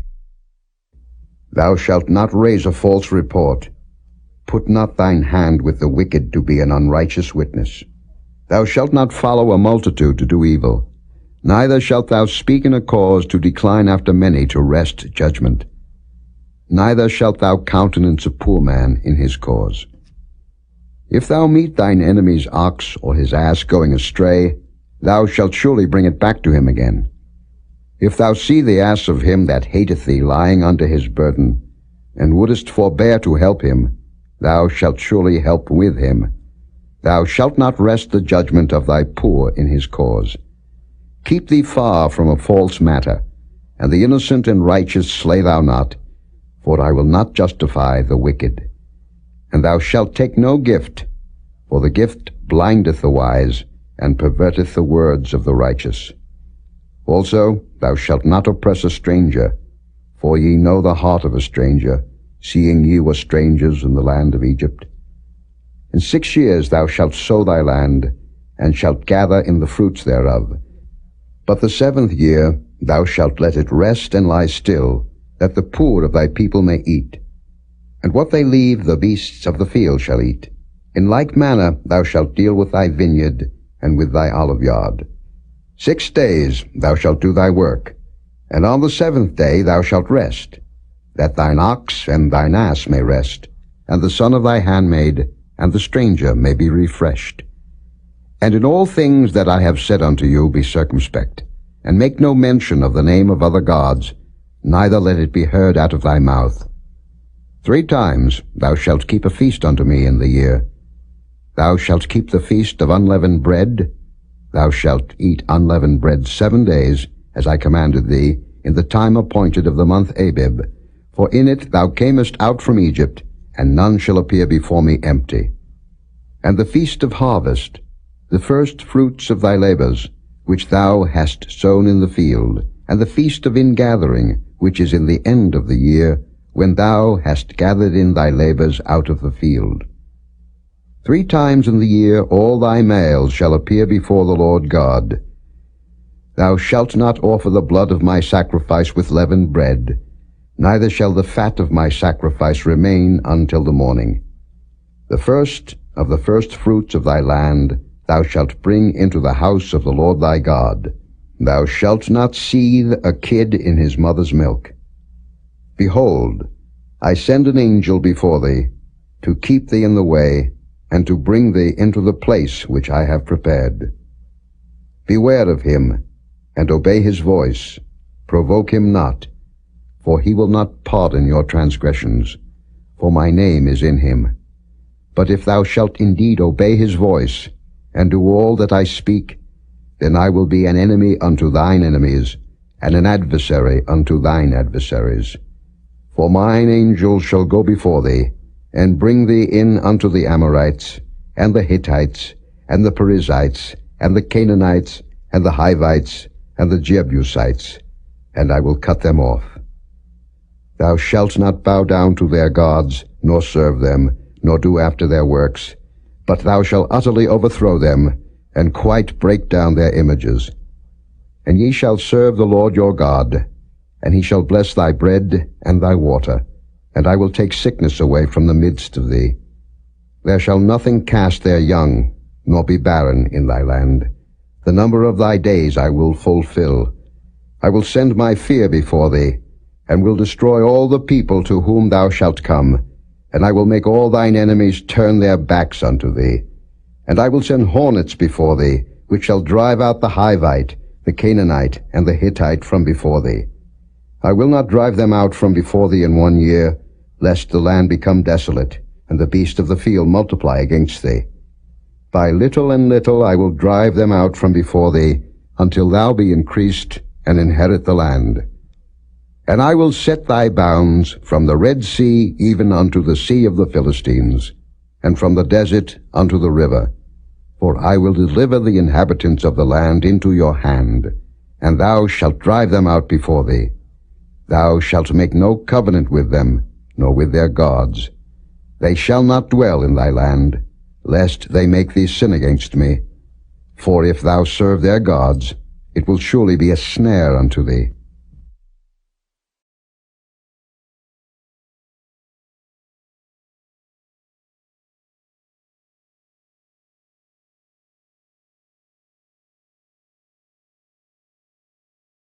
Chapter 24. And he said unto Moses, Come up unto the Lord, thou, and Aaron, Nadab, and Abihu, and 70 of the elders of Israel, and worship ye afar off. And Moses alone shall come near the Lord, but they shall not come nigh, neither shall the people go up with him. And Moses came and told the people all the words of the Lord, and all the judgments. And all the people answered with one voice and said, All the words which the Lord hath said will we do. And Moses wrote all the words of the Lord, and rose up early in the morning, and builded an altar under the hill, and 12 pillars, according to the 12 tribes of Israel. And he sent young men of the children of Israel, which offered burnt offerings and sacrificed peace offerings of oxen unto the Lord. And Moses took half of the blood, and put it in basins, and half of the blood he sprinkled on the altar. And he took the book of the covenant, and read in the audience of the people, and they said, All that the Lord hath said will we do, and be obedient. And Moses took the blood, and sprinkled it on the people, and said, Behold the blood of the covenant, which the Lord hath made with you concerning all these words. Then went up Moses and Aaron, Nadab and Abihu, and 70 of the elders of Israel, and they saw the God of Israel, and there was under his feet as it were a paved work of a sapphire stone, and as it were the body of heaven in his clearness. And upon the nobles of the children of Israel he laid not his hand. Also they saw God, and did eat and drink. And the Lord said unto Moses, Come up to me into the mount, and be there. And I will give thee tables of stone, and a law, and commandments which I have written, that thou mayest teach them. And Moses rose up, and his minister Joshua, and Moses went up into the mount of God.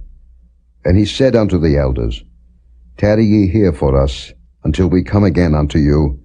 And behold, Aaron and Hur are with you.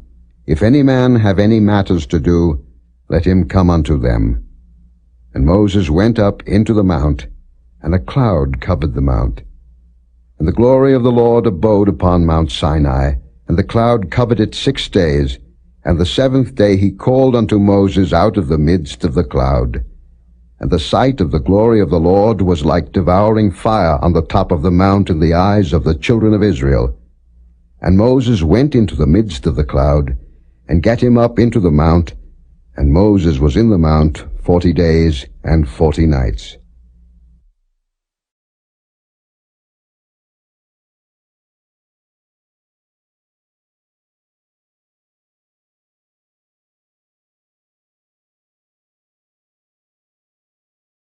Chapter 25. And the Lord spake unto Moses, saying, Speak unto the children of Israel, that they bring me an offering. Of every man that giveth it willingly with his heart ye shall take my offering. And this is the offering which ye shall take of them, gold, and silver, and brass, and blue, and purple, and scarlet, and fine linen, and goat's hair, and rams' skins dyed red, and badgers' skins, and shittim wood, oil for the light, spices for anointing oil, and for sweet incense, onyx stones, and stones to be set in the ephod, and in the breastplate. And let them make me a sanctuary, that I may dwell among them. According to all that I show thee, after the pattern of the tabernacle, and the pattern of all the instruments thereof, even so shall ye make it. And they shall make an ark of shittim wood. 2 cubits and a half shall be the length thereof, and a cubit and a half the breadth thereof, and a cubit and a half the height thereof. And thou shalt overlay it with pure gold.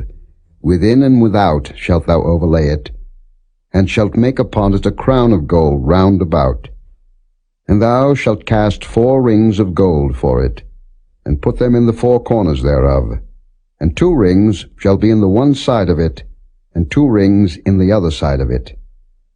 And thou shalt make staves of shittim wood, and overlay them with gold. And thou shalt put the staves into the rings by the sides of the ark, that the ark may be borne with them. The staves shall be in the rings of the ark, they shall not be taken from it. And thou shalt put into the ark the testimony which I shall give thee. And thou shalt make a mercy seat of pure gold.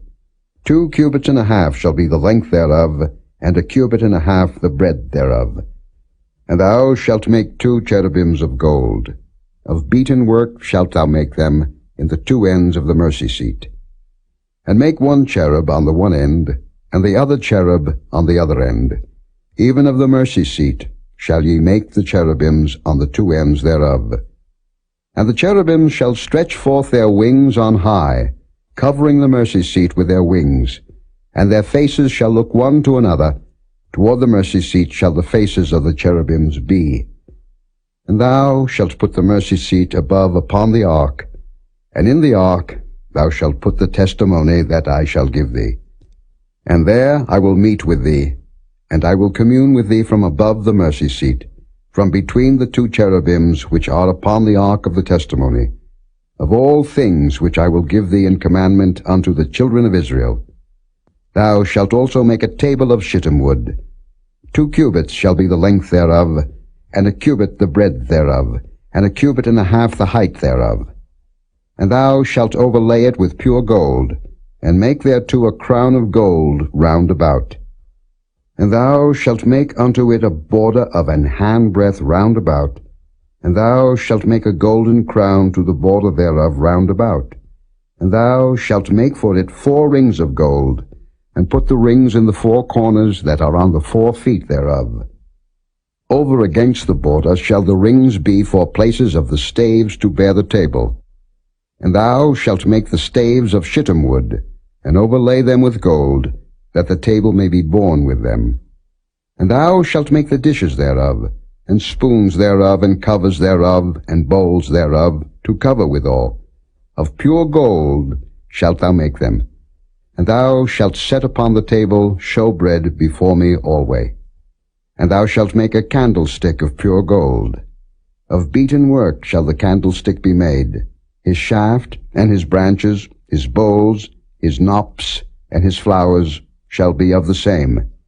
And 6 branches shall come out of the sides of it, 3 branches of the candlestick out of the one side, and 3 branches of the candlestick out of the other side. 3 bowls made like unto almonds, with a knop and a flower in one branch, and 3 bowls made like almonds in the other branch, with a knop and a flower, so in the 6 branches that come out of the candlestick. And in the candlestick shall be 4 bowls, made like unto almonds, with their knops and their flowers. And there shall be a knop under 2 branches of the same, and a knop under 2 branches of the same, and a knop under 2 branches of the same, according to the 6 branches that proceed out of the candlestick. Their knops and their branches shall be of the same. All it shall be one beaten work of pure gold. And thou shalt make the 7 lamps thereof, and they shall light the lamps thereof, that they may give light over against it. And the tongues thereof, and the snuff dishes thereof, shall be of pure gold. Of a talent of pure gold shall he make it, with all these vessels. And look that thou make them after their pattern, which was showed thee in the mount.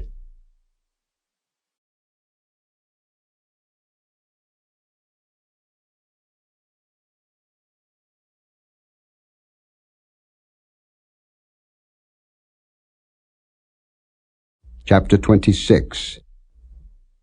Moreover, thou shalt make the tabernacle with 10 curtains of fine twined linen, and blue and purple and scarlet.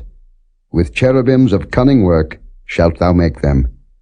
The length of one curtain shall be 28 cubits, and the breadth of one curtain 4 cubits, and every one of the curtains shall have one measure.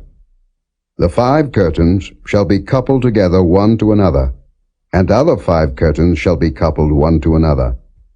And thou shalt make loops of blue upon the edge of the one curtain from the selvage in the coupling.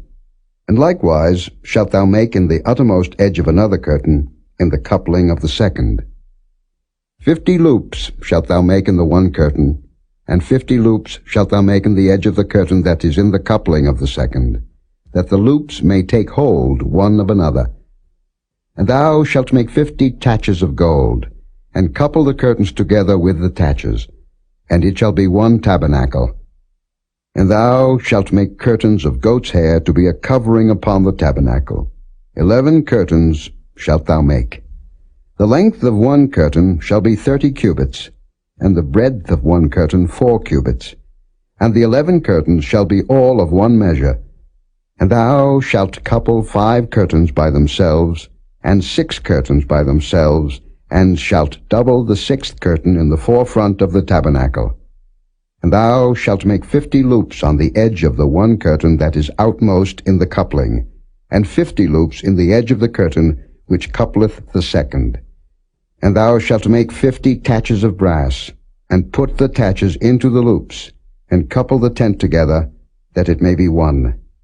And the remnant that remaineth of the curtains of the tent, the half curtain that remaineth, shall hang over the backside of the tabernacle, and a cubit on the one side, and a cubit on the other side of that which remaineth in the length of the curtains of the tent. It shall hang over the sides of the tabernacle on this side and on that side, to cover it. And thou shalt make a covering for the tent of rams' skins, dyed red, and a covering above of badgers' skins. And thou shalt make boards for the tabernacle of shittim wood standing up. 10 cubits shall be the length of a board, and a cubit and a half shall be the breadth of one board. 2 tenons shall there be in one board, set in order one against another. Thus shalt thou make for all the boards of the tabernacle. And thou shalt make the boards for the tabernacle, 20 boards on the south side southward. And thou shalt make 40 sockets of silver under the 20 boards, 2 sockets under one board for his 2 tenons, and 2 sockets under another board for his 2 tenons. And for the second side of the tabernacle on the north side there shall be 20 boards, and there 40 sockets of silver, 2 sockets under one board, and 2 sockets under another board. And for the sides of the tabernacle westward thou shalt make 6 boards, and 2 boards shalt thou make for the corners of the tabernacle in the 2 sides. And they shall be coupled together beneath, and they shall be coupled together above the head of it unto one ring. Thus shall it be for them both. They shall be for the 2 corners. And they shall be 8 boards, and their sockets of silver 16 sockets, 2 sockets under one board, and 2 sockets under another board. And thou shalt make bars of shittim wood, 5 for the boards of the one side of the tabernacle, and 5 bars for the boards of the other side of the tabernacle, and 5 bars for the boards of the side of the tabernacle for the 2 sides westward. And the middle bar in the midst of the boards shall reach from end to end. And thou shalt overlay the boards with gold, and make their rings of gold for places for the bars. And thou shalt overlay the bars with gold. And thou shalt rear up the tabernacle according to the fashion thereof, which was showed thee in the mount.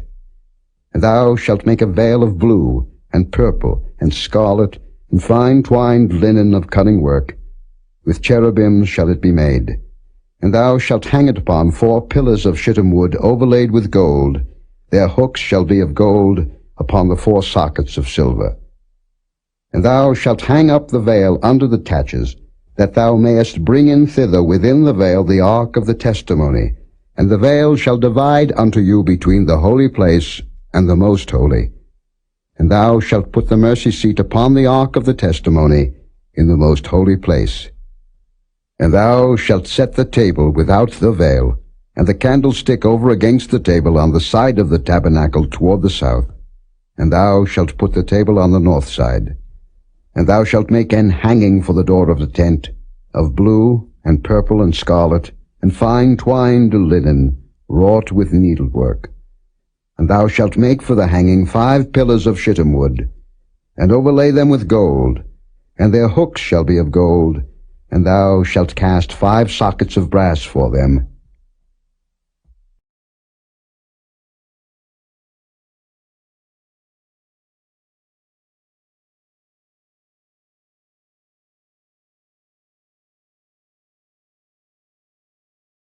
Chapter 27.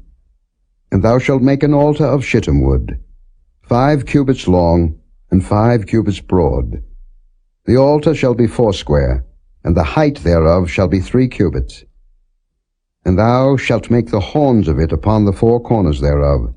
His horns shall be of the same, and thou shalt overlay it with brass. And thou shalt make his pans to receive his ashes, and his shovels, and his basins, and his flesh hooks, and his fire pans. All the vessels thereof thou shalt make of brass. And thou shalt make for it a grate of network of brass, and upon the net shalt thou make 4 brazen rings in the 4 corners thereof. And thou shalt put it under the compass of the altar beneath, that the net may be even to the midst of the altar. And thou shalt make staves for the altar, staves of shittim wood, and overlay them with brass. And the staves shall be put into the rings, and the staves shall be upon the 2 sides of the altar to bear it. Hollow with boards shalt thou make it, as it was showed thee in the mount, so shall they make it. And thou shalt make the court of the tabernacle. For the south side southward there shall be hangings for the court of fine twined linen of 100 cubits long for one side.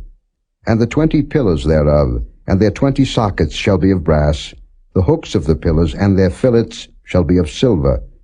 And likewise for the north side in length there shall be hangings of 100 cubits long, and his 20 pillars and their 20 sockets of brass, the hooks of the pillars and their fillets of silver.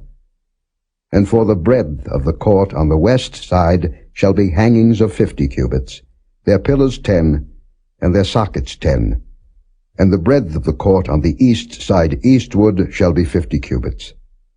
The hangings of one side of the gate shall be 15 cubits, their pillars 3, and their sockets 3. And on the other side shall be hangings 15 cubits, their pillars 3, and their sockets 3. And for the gate of the court shall be an hanging of 20 cubits of blue, and purple, and scarlet, and fine twined linen, wrought with needlework, and their pillars shall be 4, and their sockets 4. All the pillars round about the court shall be filleted with silver. Their hooks shall be of silver, and their sockets of brass. The length of the court shall be 100 cubits, and the breadth 50 everywhere, and the height 5 cubits of fine twined linen, and their sockets of brass. All the vessels of the tabernacle, in all the service thereof, and all the pins thereof, and all the pins of the court, shall be of brass. And thou shalt command the children of Israel, that they bring thee pure oil olive beaten for the light, to cause the lamp to burn always. In the tabernacle of the congregation without the veil, which is before the testimony, Aaron and his sons shall order it from evening to morning before the Lord. It shall be a statute forever unto their generations on the behalf of the children of Israel.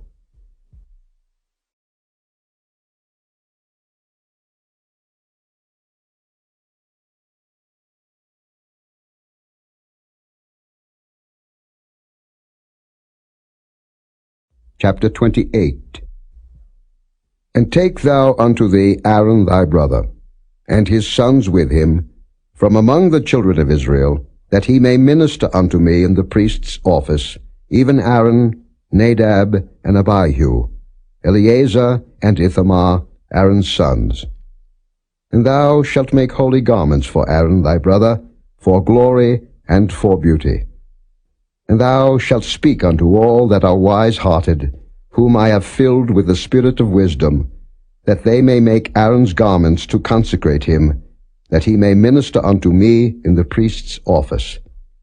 And these are the garments which they shall make: a breastplate, and an ephod, and a robe, and a broidered coat, a mitre, and a girdle. And they shall make holy garments for Aaron thy brother and his sons, that he may minister unto me in the priest's office. And they shall take gold, and blue, and purple, and scarlet, and fine linen.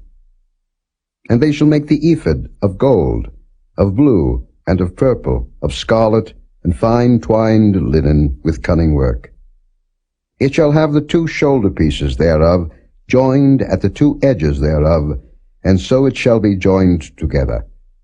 And the curious girdle of the ephod, which is upon it, shall be of the same, according to the work thereof, even of gold, of blue, and purple, and scarlet, and fine twined linen.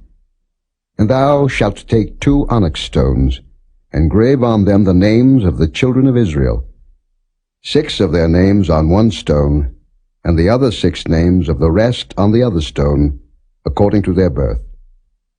With the work of an engraver in stone, like the engravings of a signet, shalt thou engrave the 2 stones with the names of the children of Israel. Thou shalt make them to be set in ouches of gold. And thou shalt put the 2 stones upon the shoulders of the ephod for stones of memorial unto the children of Israel. And Aaron shall bear their names before the Lord upon his 2 shoulders for a memorial.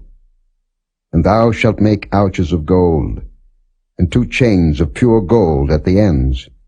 Of wreathen work shalt thou make them, and fasten the wreathen chains to the ouches. And thou shalt make the breastplate of judgment with cunning work. After the work of the ephod thou shalt make it, of gold, of blue, and of purple, and of scarlet, and of fine twined linen shalt thou make it. 4 square it shall be, being doubled.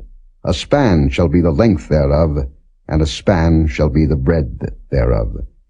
And thou shalt set it in settings of stones, even 4 rows of stones. The first row shall be a sardius, a topaz, and a carbuncle. This shall be the first row. And the second row shall be an emerald, a sapphire, and a diamond. And the third row a ligure, an agate, and an amethyst. And the 4th row a beryl, and an onyx, and a jasper. They shall be set in gold in their enclosings. And the stones shall be with the names of the children of Israel, 12, according to their names, like the engravings of a signet. Every one with his name shall they be according to the 12 tribes. And thou shalt make upon the breastplate chains at the ends of wreathen work of pure gold. And thou shalt make upon the breastplate 2 rings of gold, and shalt put the 2 rings on the 2 ends of the breastplate. And thou shalt put the 2 wreathen chains of gold in the 2 rings which are on the ends of the breastplate. And the other 2 ends of the 2 wreathen chains thou shalt fasten in the 2 ouches, and put them on the shoulder pieces of the ephod before it. And thou shalt make 2 rings of gold, and thou shalt put them upon the 2 ends of the breastplate in the border thereof, which is in the side of the ephod inward. And 2 other rings of gold thou shalt make, and shalt put them on the 2 sides of the ephod underneath, toward the forepart thereof, over against the other coupling thereof, above the curious girdle of the ephod. And they shall bind the breastplate by the rings thereof unto the rings of the ephod with a lace of blue, that it may be above the curious girdle of the ephod, and that the breastplate be not loosed from the ephod. And Aaron shall bear the names of the children of Israel in the breastplate of judgment upon his heart, when he goeth in unto the holy place, for a memorial before the Lord continually. And thou shalt put in the breastplate of judgment the Urim and the Thummim, and they shall be upon Aaron's heart, when he goeth in before the Lord. And Aaron shall bear the judgment of the children of Israel upon his heart before the Lord continually. And thou shalt make the robe of the ephod all of blue. And there shall be an hole in the top of it, in the midst thereof. It shall have a binding of woven work round about the whole of it, as it were the hole of an habergeon, that it be not rent. And beneath upon the hem of it thou shalt make pomegranates of blue, and of purple, and of scarlet, round about the hem thereof, and bells of gold between them round about, a golden bell and a pomegranate, a golden bell and a pomegranate upon the hem of the robe round about. And it shall be upon Aaron to minister, and his sound shall be heard when he goeth in unto the holy place before the Lord, and when he cometh out, that he die not. And thou shalt make a plate of pure gold, engrave upon it, like the engravings of a signet, Holiness to the Lord. And thou shalt put it on a blue lace, that it may be upon the mitre. Upon the forefront of the mitre it shall be. And it shall be upon Aaron's forehead, that Aaron may bear the iniquity of the holy things, which the children of Israel shall hallow in all their holy gifts. And it shall be always upon his forehead, that they may be accepted before the Lord. And thou shalt embroider the coat of fine linen, and thou shalt make the mitre of fine linen, and thou shalt make the girdle of needlework. And for Aaron's sons thou shalt make coats, and thou shalt make for them girdles, and bonnets shalt thou make for them, for glory and for beauty. And thou shalt put them upon Aaron thy brother, and his sons with him, and shalt anoint them, and consecrate them, and sanctify them, that they may minister unto me in the priest's office. And thou shalt make them linen breeches to cover their nakedness, from the loins even unto the thighs they shall reach. And they shall be upon Aaron and upon his sons, when they come in unto the tabernacle of the congregation, or when they come near unto the altar to minister in the holy place, that they bear not iniquity and die.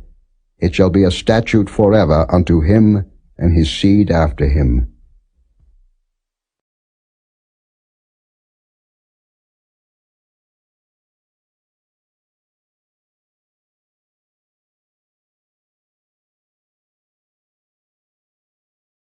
Chapter 29.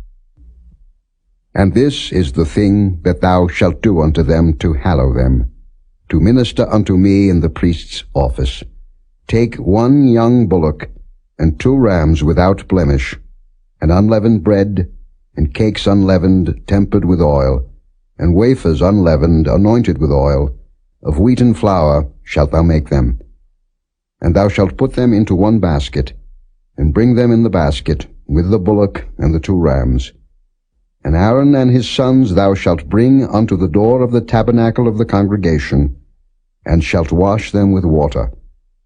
And thou shalt take the garments, and put upon Aaron the coat, and the robe of the ephod, and the breastplate, and gird him with the curious girdle of the ephod. And thou shalt put the mitre upon his head, and put the holy crown upon the mitre. Then shalt thou take the anointing oil, and pour it upon his head, and anoint him. And thou shalt bring his sons, and put coats upon them.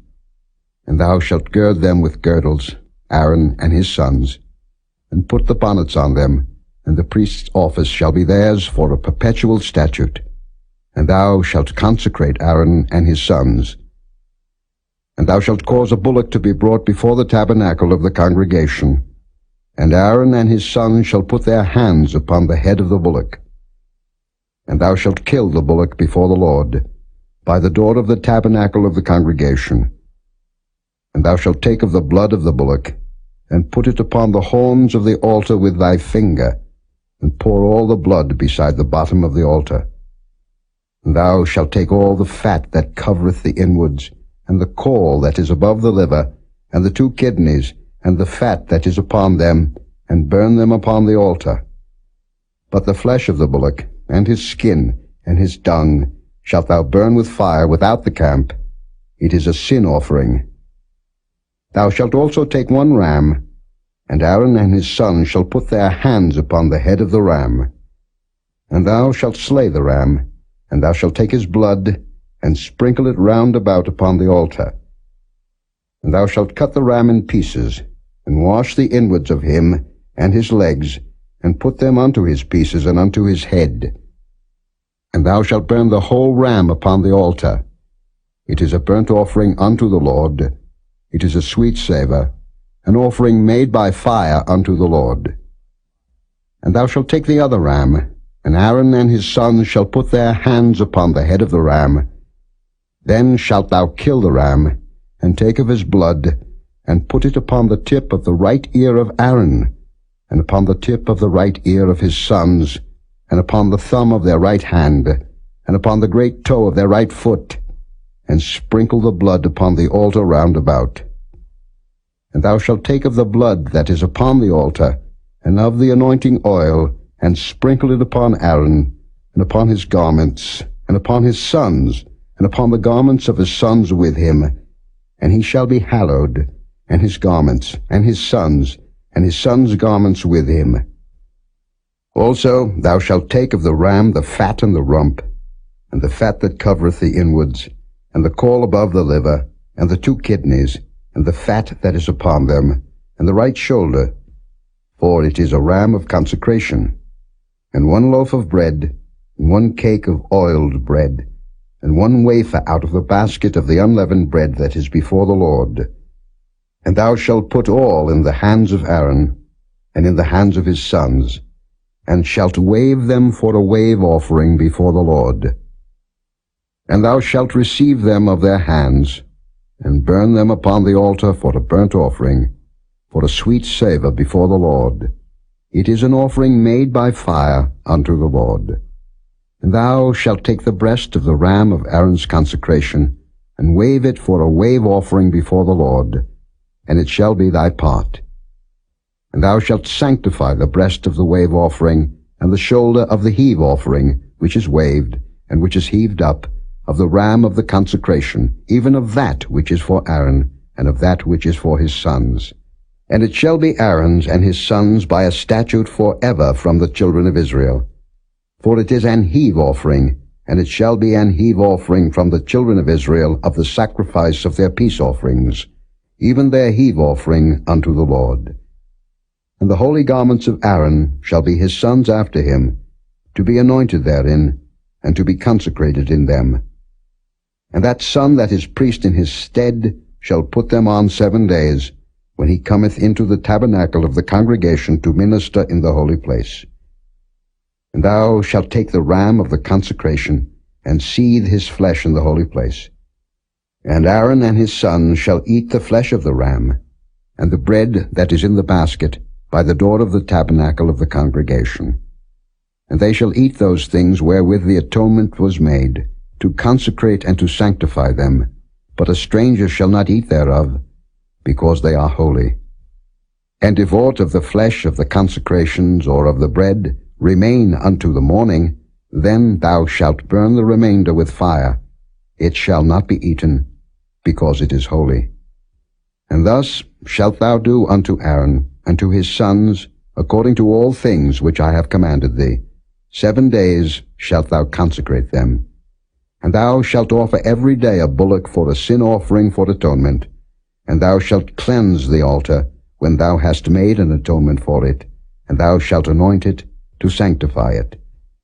7 days thou shalt make an atonement for the altar, and sanctify it. And it shall be an altar most holy. Whatsoever toucheth the altar shall be holy. Now this is that which thou shalt offer upon the altar: 2 lambs of the first year, day by day continually. The one lamb thou shalt offer in the morning, and the other lamb thou shalt offer at even. And with the one lamb 1/10 deal of flour mingled with the 4th part of an hin of beaten oil, and the 4th part of an hin of wine for a drink offering. And the other lamb thou shalt offer at even, and shalt do thereto according to the meat offering of the morning, and according to the drink offering thereof, for a sweet savour, an offering made by fire unto the Lord. This shall be a continual burnt offering throughout your generations at the door of the tabernacle of the congregation before the Lord, where I will meet you, to speak there unto thee. And there I will meet with the children of Israel, and the tabernacles shall be sanctified by my glory. And I will sanctify the tabernacle of the congregation and the altar. I will sanctify also both Aaron and his sons to minister to me in the priest's office. And I will dwell among the children of Israel, and will be their God. And they shall know that I am the Lord their God, that brought them forth out of the land of Egypt, that I may dwell among them. I am the Lord their God.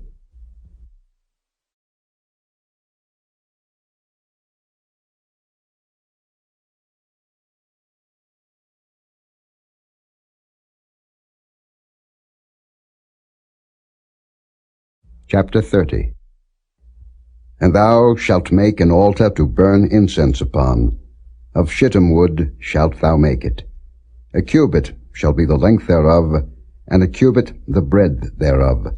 4 square shall it be, and 2 cubits shall be the height thereof. The horns thereof shall be of the same. And thou shalt overlay it with pure gold, the top thereof, and the sides thereof round about, and the horns thereof, and thou shalt make unto it a crown of gold round about. And 2 golden rings shalt thou make to it under the crown of it, by the 2 corners thereof. Upon the 2 sides of it shalt thou make it, and they shall be for places for the staves to bear it withal. And thou shalt make the staves of shittim wood, and overlay them with gold.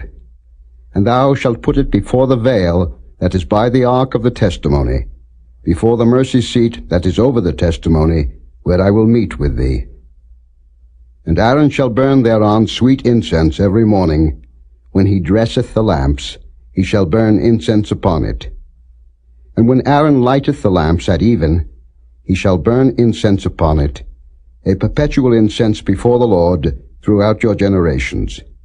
Ye shall offer no strange incense thereon, nor burnt sacrifice, nor meat offering, neither shall ye pour drink offering thereon.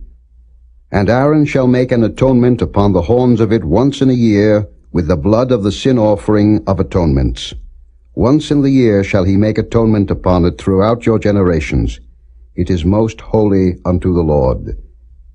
And the Lord spake unto Moses, saying, When thou takest the sum of the children of Israel after their number, then shall they give every man a ransom for his soul unto the Lord when thou numberest them, that there be no plague among them when thou numberest them. This they shall give, every one that passeth among them that are numbered, half a shekel after the shekel of the sanctuary. A shekel is 20 gerahs, and half shekel shall be the offering of the Lord. Every one that passeth among them that are numbered, from 20 years old and above, shall give an offering unto the Lord. The rich shall not give more, and the poor shall not give less than half a shekel, when they give an offering unto the Lord, to make an atonement for your souls. And thou shalt take the atonement money of the children of Israel, and shalt appoint it for the service of the tabernacle of the congregation, that it may be a memorial unto the children of Israel before the Lord, to make an atonement for your souls. And the Lord spake unto Moses, saying, Thou shalt also make a laver of brass, and his foot also of brass, to wash withal. And thou shalt put it between the tabernacle of the congregation and the altar, and thou shalt put water therein. For Aaron and his sons shall wash their hands and their feet thereat. When they go into the tabernacle of the congregation, they shall wash with water, that they die not. Or when they come near to the altar to minister, to burn offering made by fire unto the Lord. So they shall wash their hands and their feet, that they die not. And it shall be a statute forever to them, even to him and to his seed throughout their generations. Moreover, the Lord spake unto Moses, saying, Take thou also unto thee principal spices, of pure myrrh 500 shekels, and of sweet cinnamon half so much, even 250 shekels, and of sweet calamus 250 shekels, and of cassia 500 shekels, after the shekel of the sanctuary, and of oil olive and hin. And thou shalt make it an oil of holy ointment, an ointment compound after the art of the apothecary. It shall be an holy anointing oil. And thou shalt anoint the tabernacle of the congregation therewith, and the ark of the testimony, and the table and all his vessels, and the candlestick and his vessels, and the altar of incense, and the altar of burnt offering with all his vessels, and the laver and his foot. And thou shalt sanctify them, that they may be most holy. Whatsoever toucheth them shall be holy. And thou shalt anoint Aaron and his sons, and consecrate them, that they may minister unto me in the priest's office. And thou shalt speak unto the children of Israel, saying, This shall be an holy anointing oil unto me throughout your generations. Upon man's flesh shall it not be poured, neither shall ye make any other like it, after the composition of it. It is holy, and it shall be holy unto you. Whosoever compoundeth any like it, or whosoever putteth any of it upon a stranger, shall even be cut off from his people.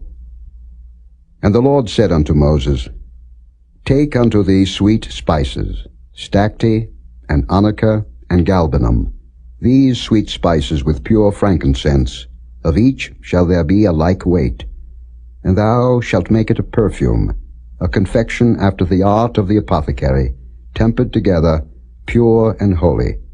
And thou shalt beat some of it very small, and put of it before the testimony in the tabernacle of the congregation, where I will meet with thee. It shall be unto you most holy. And as for the perfume which thou shalt make, ye shall not make to yourselves according to the composition thereof. It shall be unto thee holy for the Lord. Whosoever shall make like unto that, to smell thereto, shall even be cut off from his people.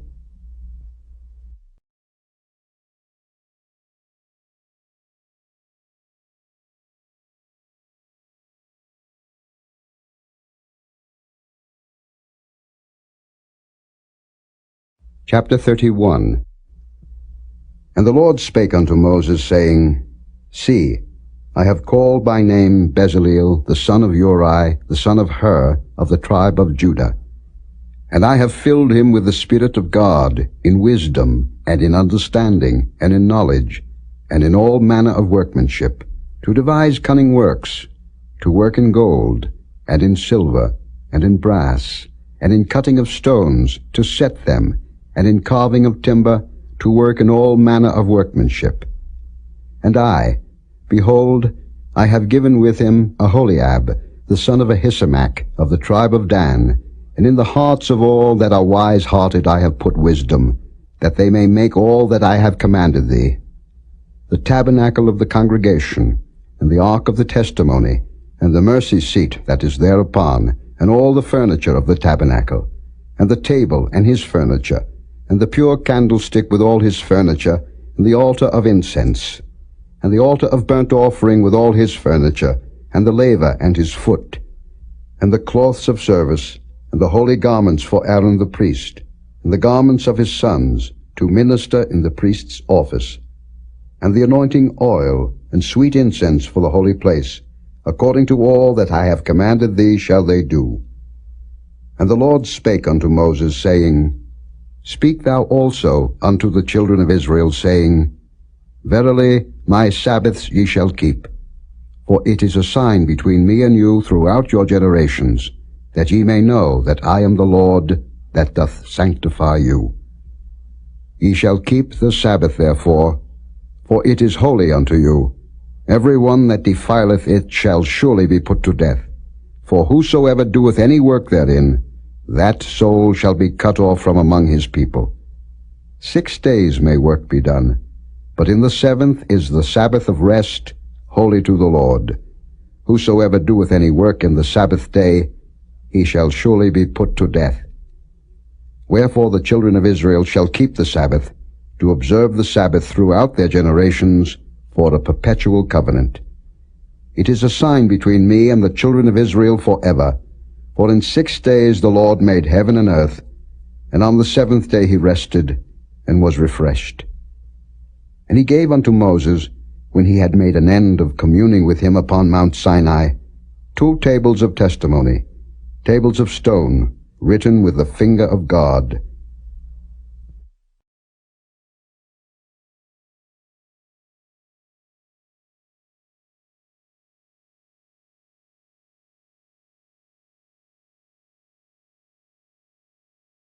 Chapter 32.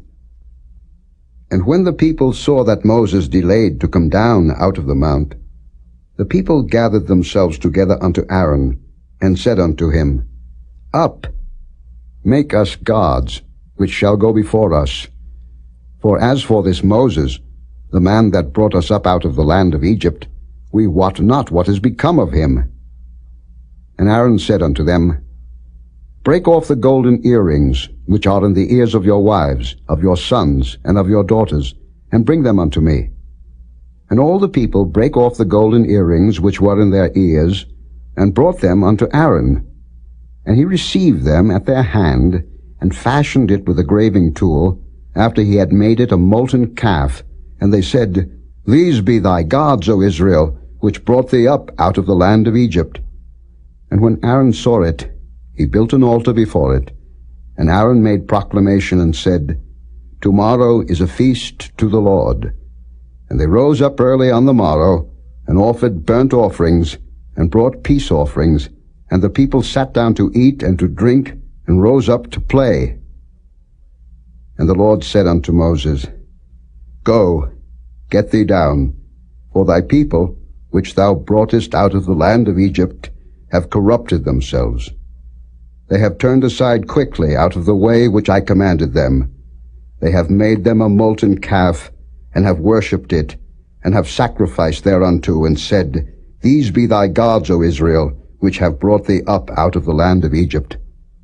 And the Lord said unto Moses, I have seen this people, and behold, it is a stiff-necked people. Now therefore let me alone, that my wrath may wax hot against them, and that I may consume them, and I will make of thee a great nation. And Moses besought the Lord his God, and said, Lord, why doth thy wrath wax hot against thy people, which thou hast brought forth out of the land of Egypt with great power and with a mighty hand? Wherefore should the Egyptians speak and say, For mischief did he bring them out, to slay them in the mountains, and to consume them from the face of the earth? Turn from thy fierce wrath, and repent of this evil against thy people. Remember Abraham, Isaac, and Israel thy servants, to whom thou swarest by thine own self, and saidst unto them, I will multiply your seed as the stars of heaven, and all this land that I have spoken of will I give unto your seed, and they shall inherit it forever. And the Lord repented of the evil which he thought to do unto his people. And Moses turned, and went down from the mount, and the 2 tables of the testimony were in his hand. The tables were written on both their sides, on the one side and on the other were they written. And the tables were the work of God, and the writing was the writing of God, graven upon the tables. And when Joshua heard the noise of the people as they shouted, he said unto Moses, There is a noise of war in the camp. And he said, It is not the voice of them that shout for mastery, neither is it the voice of them that cry for being overcome, but the noise of them that sing do I hear. And it came to pass, as soon as he came nigh unto the camp, that he saw the calf and the dancing, and Moses' anger waxed hot, and he cast the tables out of his hands, and brake them beneath the mount. And he took the calf which they had made, and burnt it in the fire, and ground it to powder, and strawed it upon the water, and made the children of Israel drink of it. And Moses said unto Aaron, What did this people unto thee, that thou hast brought so great a sin upon them? And Aaron said, Let not the anger of my Lord wax hot. Thou knowest the people, that they are set on mischief. For they said unto me, Make us gods, which shall go before us. For as for this Moses, the man that brought us up out of the land of Egypt, we wot not what is become of him. And I said unto them, Whosoever hath any gold, let him break it off. So they gave it me. Then I cast it into the fire, and there came out this calf. And when Moses saw that the people were naked, for Aaron had made them naked unto their shame among their enemies, then Moses stood in the gate of the camp and said, Who is on the Lord's side? Let him come unto me. And all the sons of Levi gathered themselves together unto him. And he said unto them, Thus said the Lord God of Israel, Put every man his sword by his side, and go in and out from gate to gate throughout the camp, and slay every man his brother, and every man his companion, and every man his neighbor. And the children of Levi did according to the word of Moses, and there fell of the people that day about 3,000 men. For Moses had said, Consecrate yourselves today to the Lord, even every man upon his son and upon his brother, that he may bestow upon you a blessing this day. And it came to pass on the morrow that Moses said unto the people, Ye have sinned a great sin, and now I will go up unto the Lord. Peradventure I shall make an atonement for your sin. And Moses returned unto the Lord and said, O this people have sinned a great sin, and have made them gods of gold. Yet now, if thou wilt forgive their sin, and if not, blot me, I pray thee, out of thy book which thou hast written. And the Lord said unto Moses, Whosoever hath sinned against me, him will I blot out of my book. Therefore now go, lead the people unto the place of which I have spoken unto thee. Behold, mine angel shall go before thee. Nevertheless in the day when I visit, I will visit their sin upon them. And the Lord plagued the people, because they made the calf which Aaron made.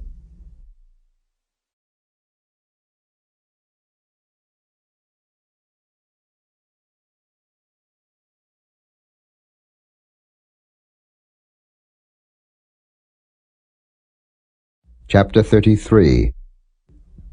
And the Lord said unto Moses, Depart, and go up hence, thou and the people which thou hast brought up out of the land of Egypt, unto the land which I swear unto Abraham, to Isaac, and to Jacob, saying, Unto thy seed will I give it. And I will send an angel before thee, and I will drive out the Canaanite, the Amorite, and the Hittite, and the Perizzite, the Hivite, and the Jebusite, unto a land flowing with milk and honey. For I will not go up in the midst of thee, for thou art a stiff-necked people, lest I consume thee in the way. And when the people heard these evil tidings, they mourned, and no man did put on him his ornaments. For the Lord had said unto Moses, Say unto the children of Israel, Ye are a stiff-necked people. I will come up into the midst of thee in a moment, and consume thee. Therefore now put off thy ornaments from thee, that I may know what to do unto thee. And the children of Israel stripped themselves of their ornaments by the Mount Horeb. And Moses took the tabernacle, and pitched it without the camp, afar off from the camp, and called it the tabernacle of the congregation. And it came to pass that every one which sought the Lord went out unto the tabernacle of the congregation, which was without the camp. And it came to pass, when Moses went out unto the tabernacle, that all the people rose up, and stood every man at his tent door, and looked after Moses, until he was gone into the tabernacle. And it came to pass, as Moses entered into the tabernacle, the cloudy pillar descended, and stood at the door of the tabernacle, and the Lord talked with Moses. And all the people saw the cloudy pillar stand at the tabernacle door, and all the people rose up and worshipped, every man in his tent door. And the Lord spake unto Moses face to face, as a man speaketh unto his friend. And he turned again into the camp. But his servant Joshua the son of Nun, a young man, departed not out of the tabernacle. And Moses said unto the Lord, See, thou sayest unto me, Bring up this people, and thou hast not let me know whom thou wilt send with me. Yet thou hast said, I know thee by name, and thou hast also found grace in my sight. Now therefore I pray thee, if I have found grace in thy sight, show me now thy way, that I may know thee, that I may find grace in thy sight, and consider that this nation is thy people. And he said, My presence shall go with thee, and I will give thee rest. And he said unto him, If thy presence go not with me, carry us not up hence. For wherein shall it be known here that I and thy people have found grace in thy sight? Is it not in that thou goest with us? So shall we be separated, I and thy people, from all the people that are upon the face of the earth. And the Lord said unto Moses, I will do this thing also that thou hast spoken, for thou hast found grace in my sight, and I know thee by name. And he said, I beseech thee, show me thy glory. And he said, I will make all my goodness pass before thee, and I will proclaim the name of the Lord before thee, and will be gracious to whom I will be gracious, and will show mercy on whom I will show mercy. And he said, Thou canst not see my face, for there shall no man see me and live. And the Lord said, Behold, there is a place by me, and thou shalt stand upon a rock. And it shall come to pass, while my glory passeth by, that I will put thee in a cleft of the rock, and will cover thee with my hand while I pass by. And I will take away mine hand, and thou shalt see my back parts, but my face shall not be seen.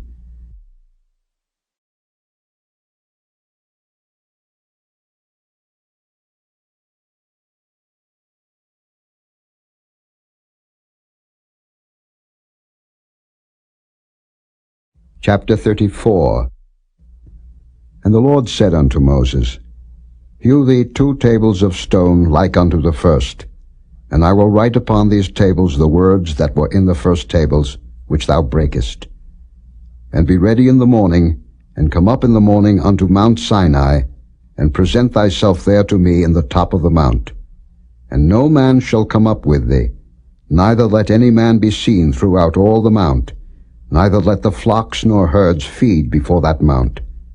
And he hewed 2 tables of stone like unto the first. And Moses rose up early in the morning, and went up unto Mount Sinai, as the Lord had commanded him, and took in his hand the 2 tables of stone.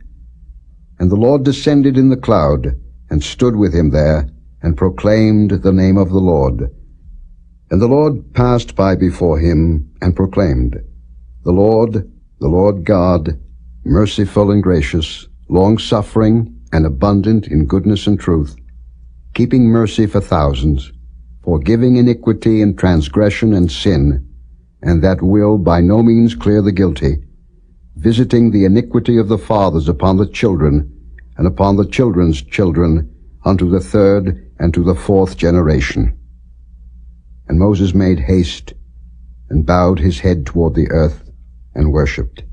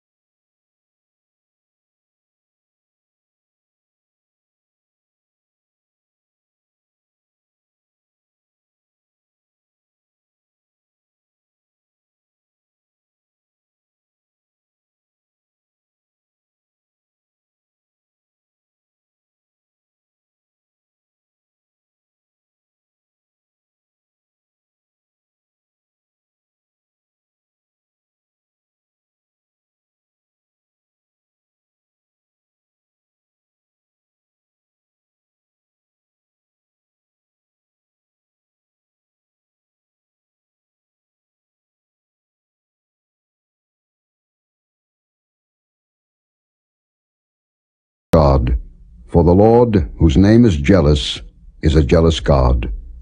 Lest thou make a covenant with the inhabitants of the land, and they go a-whoring after their gods, and do sacrifice unto their gods, and one call thee, and thou eat of his sacrifice, and thou take of their daughters unto thy sons, and their daughters go a-whoring after their gods, and make thy sons go a-whoring after their gods.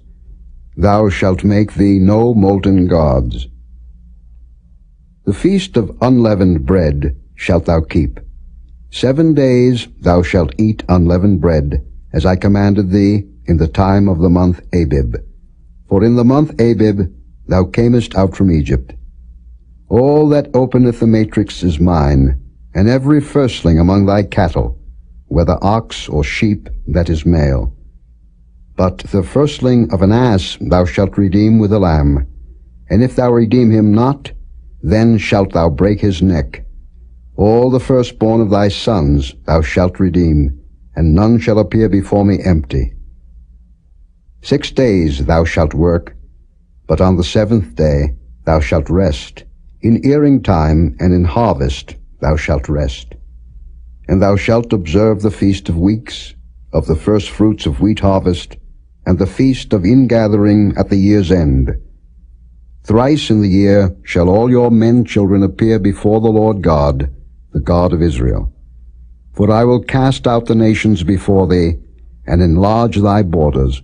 Neither shall any man desire thy land, when thou shalt go up to appear before the Lord thy God thrice in the year.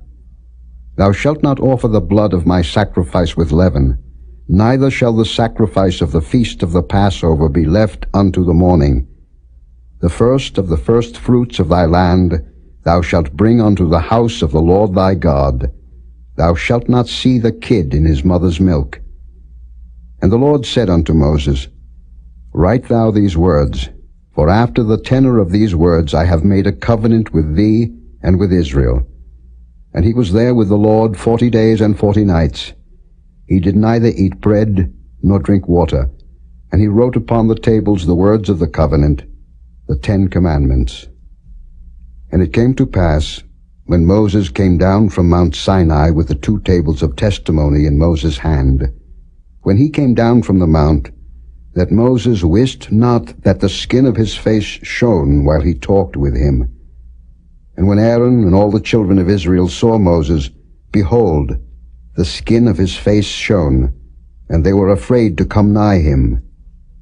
And Moses called unto them, and Aaron and all the rulers of the congregation returned unto him, and Moses talked with them.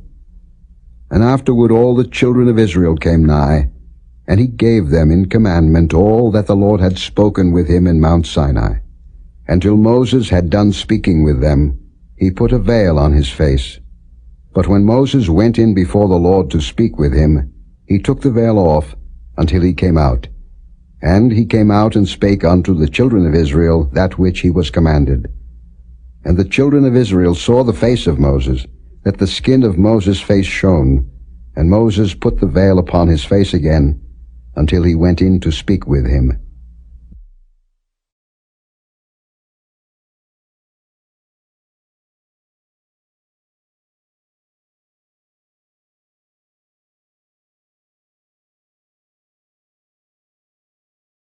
Chapter 35.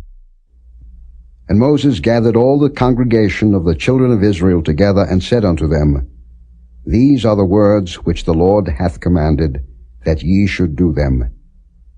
6 days shall work be done, but on the 7th day there shall be to you an holy day, a Sabbath of rest to the Lord. Whosoever doeth work therein shall be put to death. Ye shall kindle no fire throughout your habitations upon the Sabbath day. And Moses spake unto all the congregation of the children of Israel, saying, This is the thing which the Lord commanded, saying, Take ye from among you an offering unto the Lord. Whosoever is of a willing heart, let him bring it, an offering of the Lord, gold and silver and brass, and blue and purple and scarlet and fine linen, and goat's hair, and ram's skins dyed red, and badger's skins, and shittim wood, and oil for the light, and spices for anointing oil, and for the sweet incense, and onyx stones, and stones to be set for the ephod, and for the breastplate. And every wise-hearted among you shall come, and make all that the Lord hath commanded: the tabernacle, his tent, and his covering, his taches, and his boards, his bars, his pillars, and his sockets; the ark, and the staves thereof, with the mercy seat, and the veil of the covering; the table, and his staves, and all his vessels, and the showbread; the candlestick also for the light, and his furniture, and his lamps, with the oil for the light; and the incense altar, and his staves, and the anointing oil, and the sweet incense, and the hanging for the door at the entering in of the tabernacle; the altar of burnt offering, with his brazen grate, his staves, and all his vessels, the laver and his foot; the hangings of the court, his pillars and their sockets, and the hanging for the door of the court; the pins of the tabernacle, and the pins of the court, and their cords; the cloths of service, to do service in the holy place; the holy garments for Aaron the priest, and the garments of his sons, to minister in the priest's office. And all the congregation of the children of Israel departed from the presence of Moses. And they came, every one whose heart stirred him up, and every one whom his spirit made willing, and they brought the Lord's offering to the work of the tabernacle of the congregation, and for all his service, and for the holy garments. And they came, both men and women, as many as were willing-hearted, and brought bracelets and earrings and rings and tablets, all jewels of gold.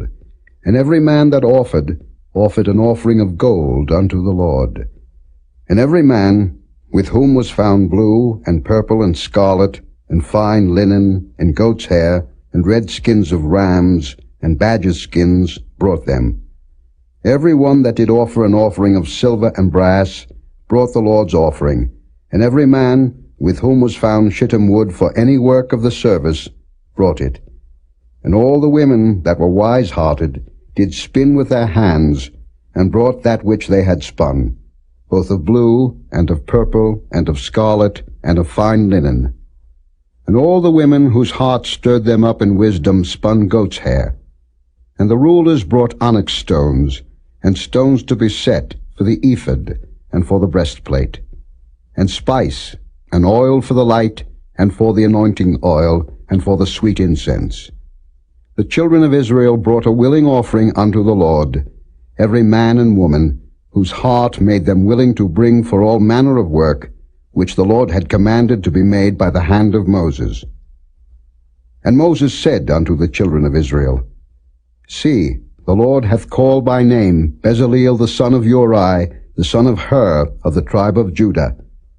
And he hath filled him with the Spirit of God, in wisdom, in understanding, and in knowledge, and in all manner of workmanship, and to devise curious works, to work in gold, and in silver, and in brass, and in the cutting of stones, to set them, and in carving of wood, to make any manner of cunning work. And he hath put in his heart that he may teach, both he and Aholiab, the son of Ahisamach, of the tribe of Dan. Them hath he filled with wisdom of heart, to work all manner of work, of the engraver, and of the cunning workman, and of the embroiderer, in blue, and in purple, in scarlet, and in fine linen, and of the weaver, even of them that do any work, and of those that devise cunning work.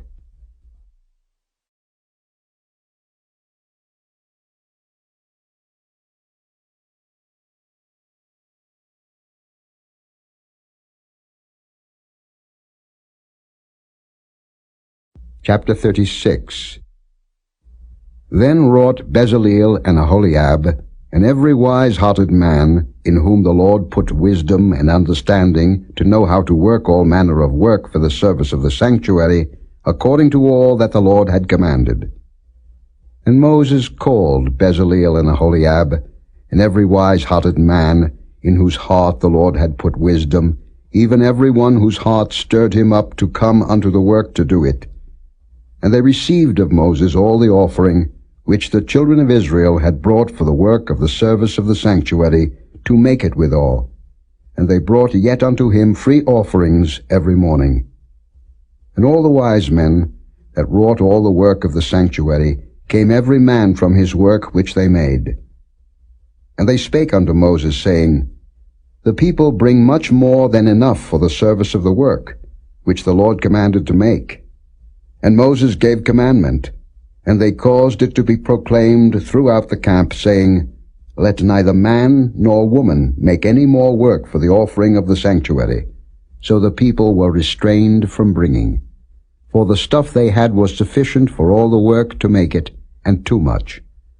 And every wise-hearted man among them that wrought the work of the tabernacle made 10 curtains of fine twined linen, and blue, and purple, and scarlet, with cherubims of cunning work made he them. The length of one curtain was 28 cubits, and the breadth of one curtain 4 cubits. The curtains were all of one size. And he coupled the 5 curtains one unto another, and the other 5 curtains he coupled one unto another. And he made loops of blue on the edge of one curtain from the selvage in the coupling. Likewise he made in the uttermost side of another curtain in the coupling of the second. 50 loops made he in one curtain, and 50 loops made he in the edge of the curtain which was in the coupling of the second. The loops held one curtain to another. And he made 50 taches of gold, and coupled the curtains one unto another with the taches. So it became one tabernacle. And he made curtains of goat's hair for the tent over the tabernacle. 11 curtains he made them. The length of one curtain was 30 cubits, and 4 cubits was the breadth of one curtain. The 11 curtains were of one size, and he coupled 5 curtains by themselves, and 6 curtains by themselves. And he made 50 loops upon the uttermost edge of the curtain in the coupling, and 50 loops made he upon the edge of the curtain which coupleth the second. And he made 50 taches of brass to couple the tent together, that it might be one. And he made a covering for the tent of rams' skins dyed red, and a covering of badgers' skins above that. And he made boards for the tabernacle of shittim wood, standing up. The length of a board was 10 cubits, and the breadth of a board 1 cubit and a half. One board had 2 tenons, equally distant one from another. Thus did he make for all the boards of the tabernacle. And he made boards for the tabernacle, 20 boards for the south side southward. And 40 sockets of silver he made under the 20 boards, 2 sockets under one board for his 2 tenons, and 2 sockets under another board for his 2 tenons. And for the other side of the tabernacle, which is toward the north corner, he made 20 boards. And there 40 sockets of silver, 2 sockets under one board, and 2 sockets under another board.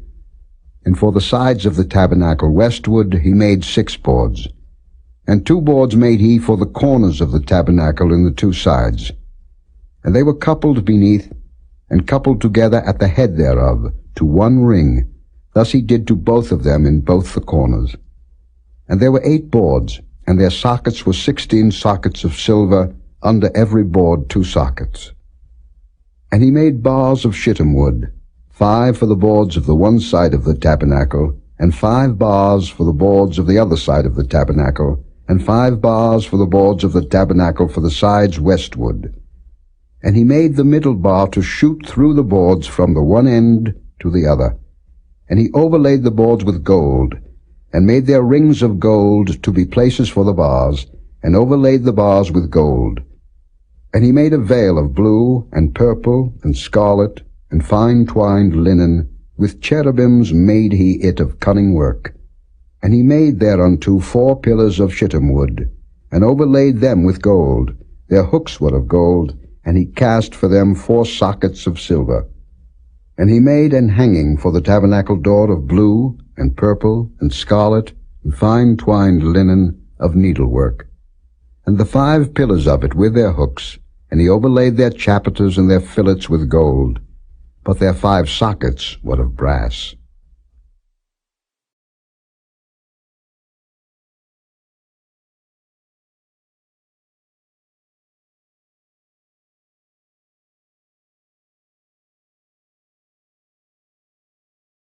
Chapter 37.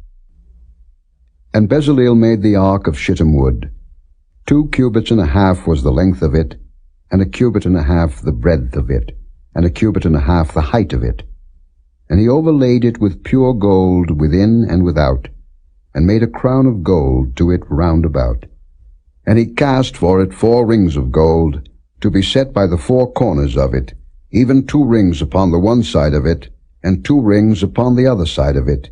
And he made staves of shittim wood, and overlaid them with gold. And he put the staves into the rings by the sides of the ark, to bear the ark. And he made the mercy seat of pure gold.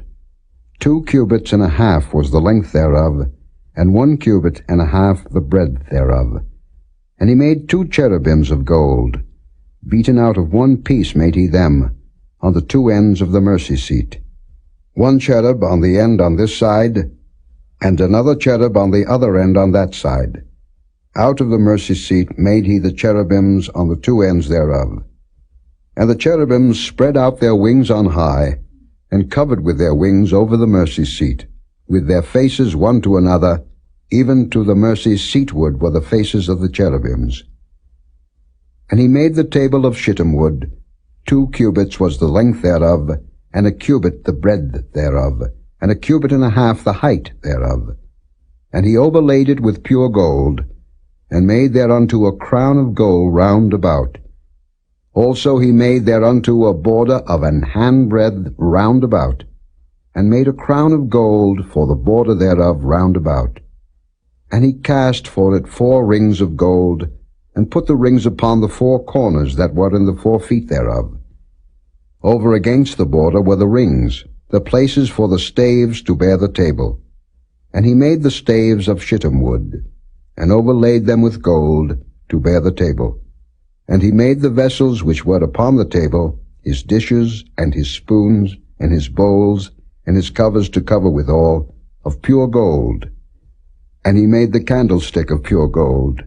Of beaten work made he the candlestick, his shaft, and his branch, his bowls, his knops, and his flowers were of the same. And 6 branches going out of the sides thereof, 3 branches of the candlestick out of the one side thereof, and 3 branches of the candlestick out of the other side thereof. 3 bowls made after the fashion of almonds in one branch, a knop and a flower, and 3 bowls made like almonds in another branch, a knop and a flower, so throughout the 6 branches going out of the candlestick. And in the candlestick were 4 bowls made like almonds, his knops and his flowers, and a knop under 2 branches of the same, and a knop unto 2 branches of the same, and a knop unto 2 branches of the same, according to the 6 branches going out of it. Their knops and their branches were of the same. All of it was one beaten work of pure gold. And he made his 7 lamps, and his snuffers, and his snuff dishes of pure gold. Of a talent of pure gold made he it, and all the vessels thereof. And he made the incense altar of shittim wood. The length of it was a cubit, and the breadth of it a cubit. It was 4 square, and 2 cubits was the height of it. The horns thereof were of the same. And he overlaid it with pure gold, both the top of it, and the sides thereof round about, and the horns of it. Also he made unto it a crown of gold round about. And he made 2 rings of gold for it under the crown thereof, by the 2 corners of it, upon the 2 sides thereof, to be places for the staves to bear it withal. And he made the staves of shittim wood, and overlaid them with gold. And he made the holy anointing oil, and the pure incense of sweet spices, according to the work of the apothecary.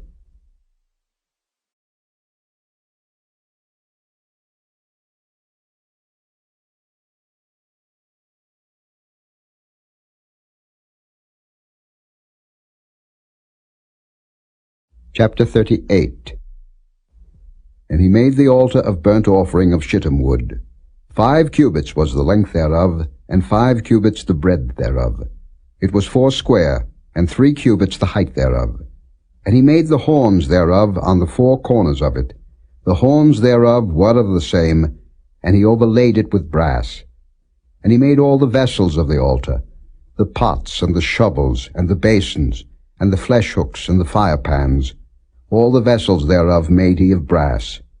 And he made for the altar a brazen grate of network under the compass thereof beneath unto the midst of it. And he cast 4 rings for the 4 ends of the grate of brass, to be places for the staves. And he made the staves of shittim wood, and overlaid them with brass. And he put the staves into the rings on the sides of the altar, to bear it withal. He made the altar hollow with boards. And he made the laver of brass, and the foot of it of brass, of the looking glasses of the women assembling, which assembled at the door of the tabernacle of the congregation. And he made the court. On the south side, southward, the hangings of the court were of fine twined linen, 100 cubits. Their pillars were 20, and their brazen sockets 20. The hooks of the pillars and their fillets were of silver. And for the north side the hangings were 100 cubits. Their pillars were 20, and their sockets of brass 20. The hooks of the pillars and their fillets of silver. And for the west side were hangings of 50 cubits. Their pillars 10, and their sockets 10. The hooks of the pillars and their fillets of silver. And for the east side eastward 50 cubits. The hangings of the one side of the gate were 15 cubits. Their pillars 3, and their sockets 3. And for the other side of the court gate, on this hand and that hand, were hangings of 15 cubits, their pillars 3, and their sockets 3. All the hangings of the court round about were of fine twined linen, and the sockets for the pillars were of brass. The hooks of the pillars and their fillets of silver, and the overlaying of their chapiters of silver, and all the pillars of the court were filleted with silver. And the hanging for the gate of the court was needlework, of blue and purple and scarlet and fine twined linen. And 20 cubits was the length, and the height in the breadth was 5 cubits, answerable to the hangings of the court. And their pillars were 4, and their sockets of brass 4, their hooks of silver, and the overlaying of their chapiters and their fillets of silver. And all the pins of the tabernacle and of the court round about were of brass. This is the sum of the tabernacle, even of the tabernacle of testimony, as it was counted, according to the commandment of Moses, for the service of the Levites, by the hand of Ithamar, son to Aaron the priest. And Bezaleel the son of Uri, the son of Hur, of the tribe of Judah, made all that the Lord commanded Moses. And with him was Aholiab, son of Ahisamach, of the tribe of Dan, an engraver, and a cunning workman, and an embroiderer in blue, and in purple, and in scarlet, and fine linen. All the gold that was occupied for the work and all the work of the holy place, even the gold of the offering, was 29 talents, and 730 shekels, after the shekel of the sanctuary. And the silver of them that were numbered of the congregation was 100 talents, and 1,760 shekels, after the shekel of the sanctuary. A bekah for every man, that is, half a shekel, after the shekel of the sanctuary, for every one that went to be numbered, from 20 years old and upward, for 600,000 and 3,550 men. And of the 100 talents of silver were cast the sockets of the sanctuary, and the sockets of the veil, and 100 sockets of the 100 talents, a talent for a socket. And of the 1,775 shekels, he made hooks for the pillars, and overlaid their chapiters, and filleted them. And the brass of the offering was 70 talents, and 2,400 shekels. And therewith he made the sockets to the door of the tabernacle of the congregation, and the brazen altar, and the brazen grate for it, and all the vessels of the altar, and the sockets of the court round about, and the sockets of the court gate, and all the pins of the tabernacle, and all the pins of the court round about.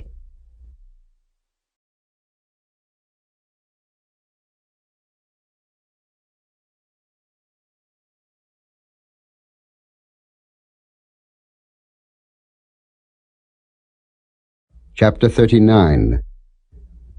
And of the blue, and purple, and scarlet, they made cloths of service, to do service in the holy place, and made the holy garments for Aaron, as the Lord commanded Moses. And he made the ephod of gold, blue, and purple, and scarlet, and fine twined linen. And they did beat the gold into thin plates, and cut it into wires, to work it in the blue, and in the purple, and in the scarlet, and in the fine linen, with cunning work. They made shoulder pieces for it, to couple it together. By the two edges was it coupled together. And the curious girdle of his ephod that was upon it was of the same, according to the work thereof, of gold, blue and purple, and scarlet and fine twined linen, as the Lord commanded Moses. And they wrought onyx stones enclosed in ouches of gold, graven, as signets are graven, with the names of the children of Israel. And he put them on the shoulders of the ephod, that they should be stones for a memorial to the children of Israel, as the Lord commanded Moses. And he made the breastplate of cunning work, like the work of the ephod, of gold, blue and purple, and scarlet, and fine twined linen. It was 4 square.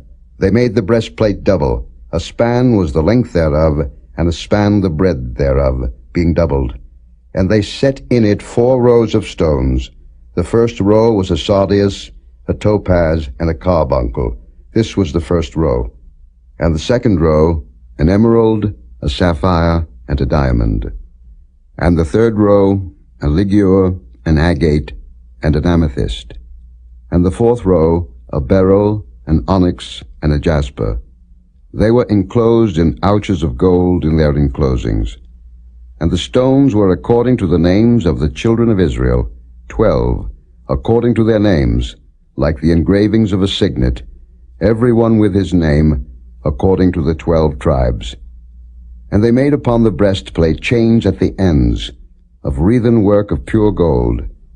And they made 2 ouches of gold, and 2 gold rings, and put the 2 rings in the 2 ends of the breastplate. And they put the 2 wreathen chains of gold in the 2 rings on the ends of the breastplate.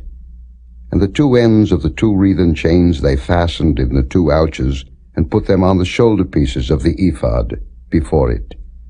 And they made 2 rings of gold, and put them on the 2 ends of the breastplate, upon the border of it, which was on the side of the ephod inward.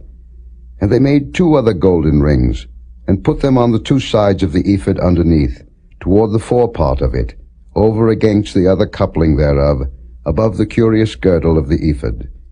And they did bind the breastplate by his rings unto the rings of the ephod with a lace of blue, that it might be above the curious girdle of the ephod, and that the breastplate might not be loosed from the ephod, as the Lord commanded Moses. And he made the robe of the ephod of woven work, all of blue. And there was an hole in the midst of the robe, as the hole of an habergeon, with a band round about the hole, that it should not rend. And they made upon the hems of the robe pomegranates of blue and purple and scarlet and twined linen. And they made bells of pure gold, and put the bells between the pomegranates upon the hem of the robe, round about between the pomegranates. A bell and a pomegranate, a bell and a pomegranate, round about the hem of the robe to minister in, as the Lord commanded Moses. And they made coats of fine linen of woven work for Aaron and for his sons, and a mitre of fine linen, and goodly bonnets of fine linen, and linen breeches of fine twined linen, and a girdle of fine twined linen, and blue, and purple, and scarlet of needlework, as the Lord commanded Moses. And they made the plate of the holy crown of pure gold, and wrote upon it a writing, like to the engravings of a signet, Holiness to the Lord. And they tied unto it a lace of blue, to fasten it on high upon the mitre, as the Lord commanded Moses. Thus was all the work of the tabernacle of the tent of the congregation finished. And the children of Israel did according to all that the Lord commanded Moses, so did they. And they brought the tabernacle unto Moses, the tent, and all his furniture, his taches, his boards, his bars, and his pillars, and his sockets, and the covering of ram skins dyed red, and the covering of badger skins, and the veil of the covering, the ark of the testimony, and the staves thereof, and the mercy seat, the table, and all the vessels thereof, and the showbread, the pure candlestick, with the lamps thereof, even with the lamps to be set in order, and all the vessels thereof, and the oil for light, and the golden altar, and the anointing oil, and the sweet incense, and the hanging for the tabernacle door, the brazen altar, and his grate of brass, his staves, and all his vessels, the laver, and his foot, the hangings of the court, his pillars, and his sockets, and the hanging for the court gate, his cords, and his pins, and all the vessels of the service of the tabernacle, for the tent of the congregation, the cloths of service to do service in the holy place, and the holy garments for Aaron the priest, and his sons' garments to minister in the priest's office, according to all that the Lord commanded Moses. So the children of Israel made all the work. And Moses did look upon all the work, and behold, they had done it as the Lord had commanded, even so had they done it, and Moses blessed them.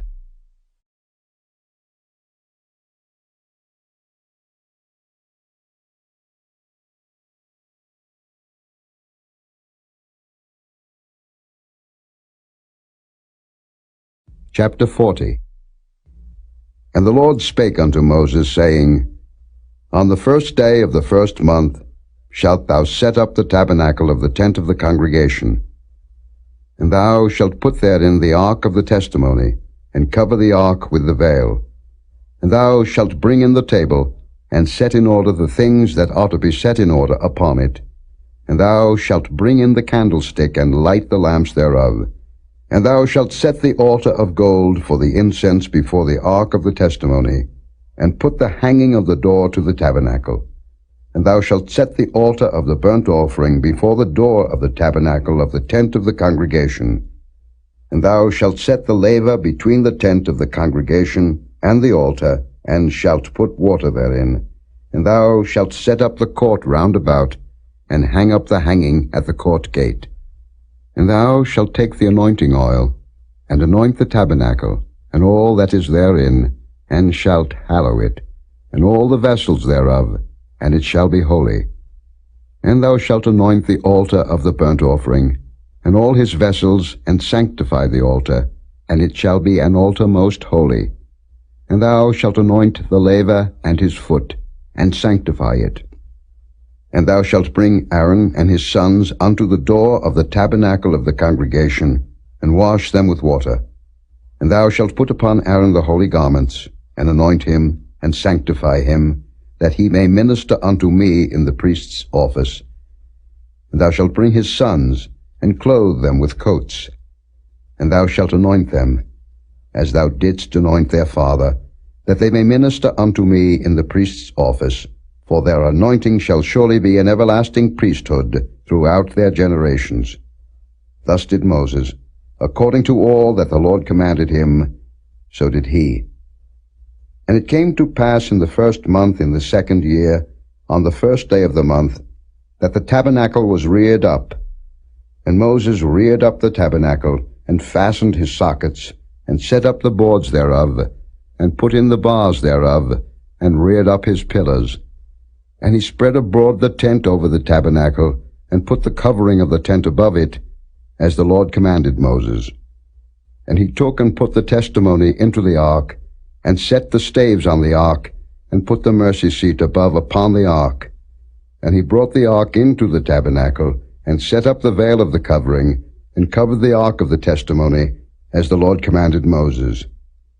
And he put the table in the tent of the congregation, upon the side of the tabernacle northward, without the veil. And he set the bread in order upon it before the Lord, as the Lord had commanded Moses. And he put the candlestick in the tent of the congregation, over against the table, on the side of the tabernacle southward.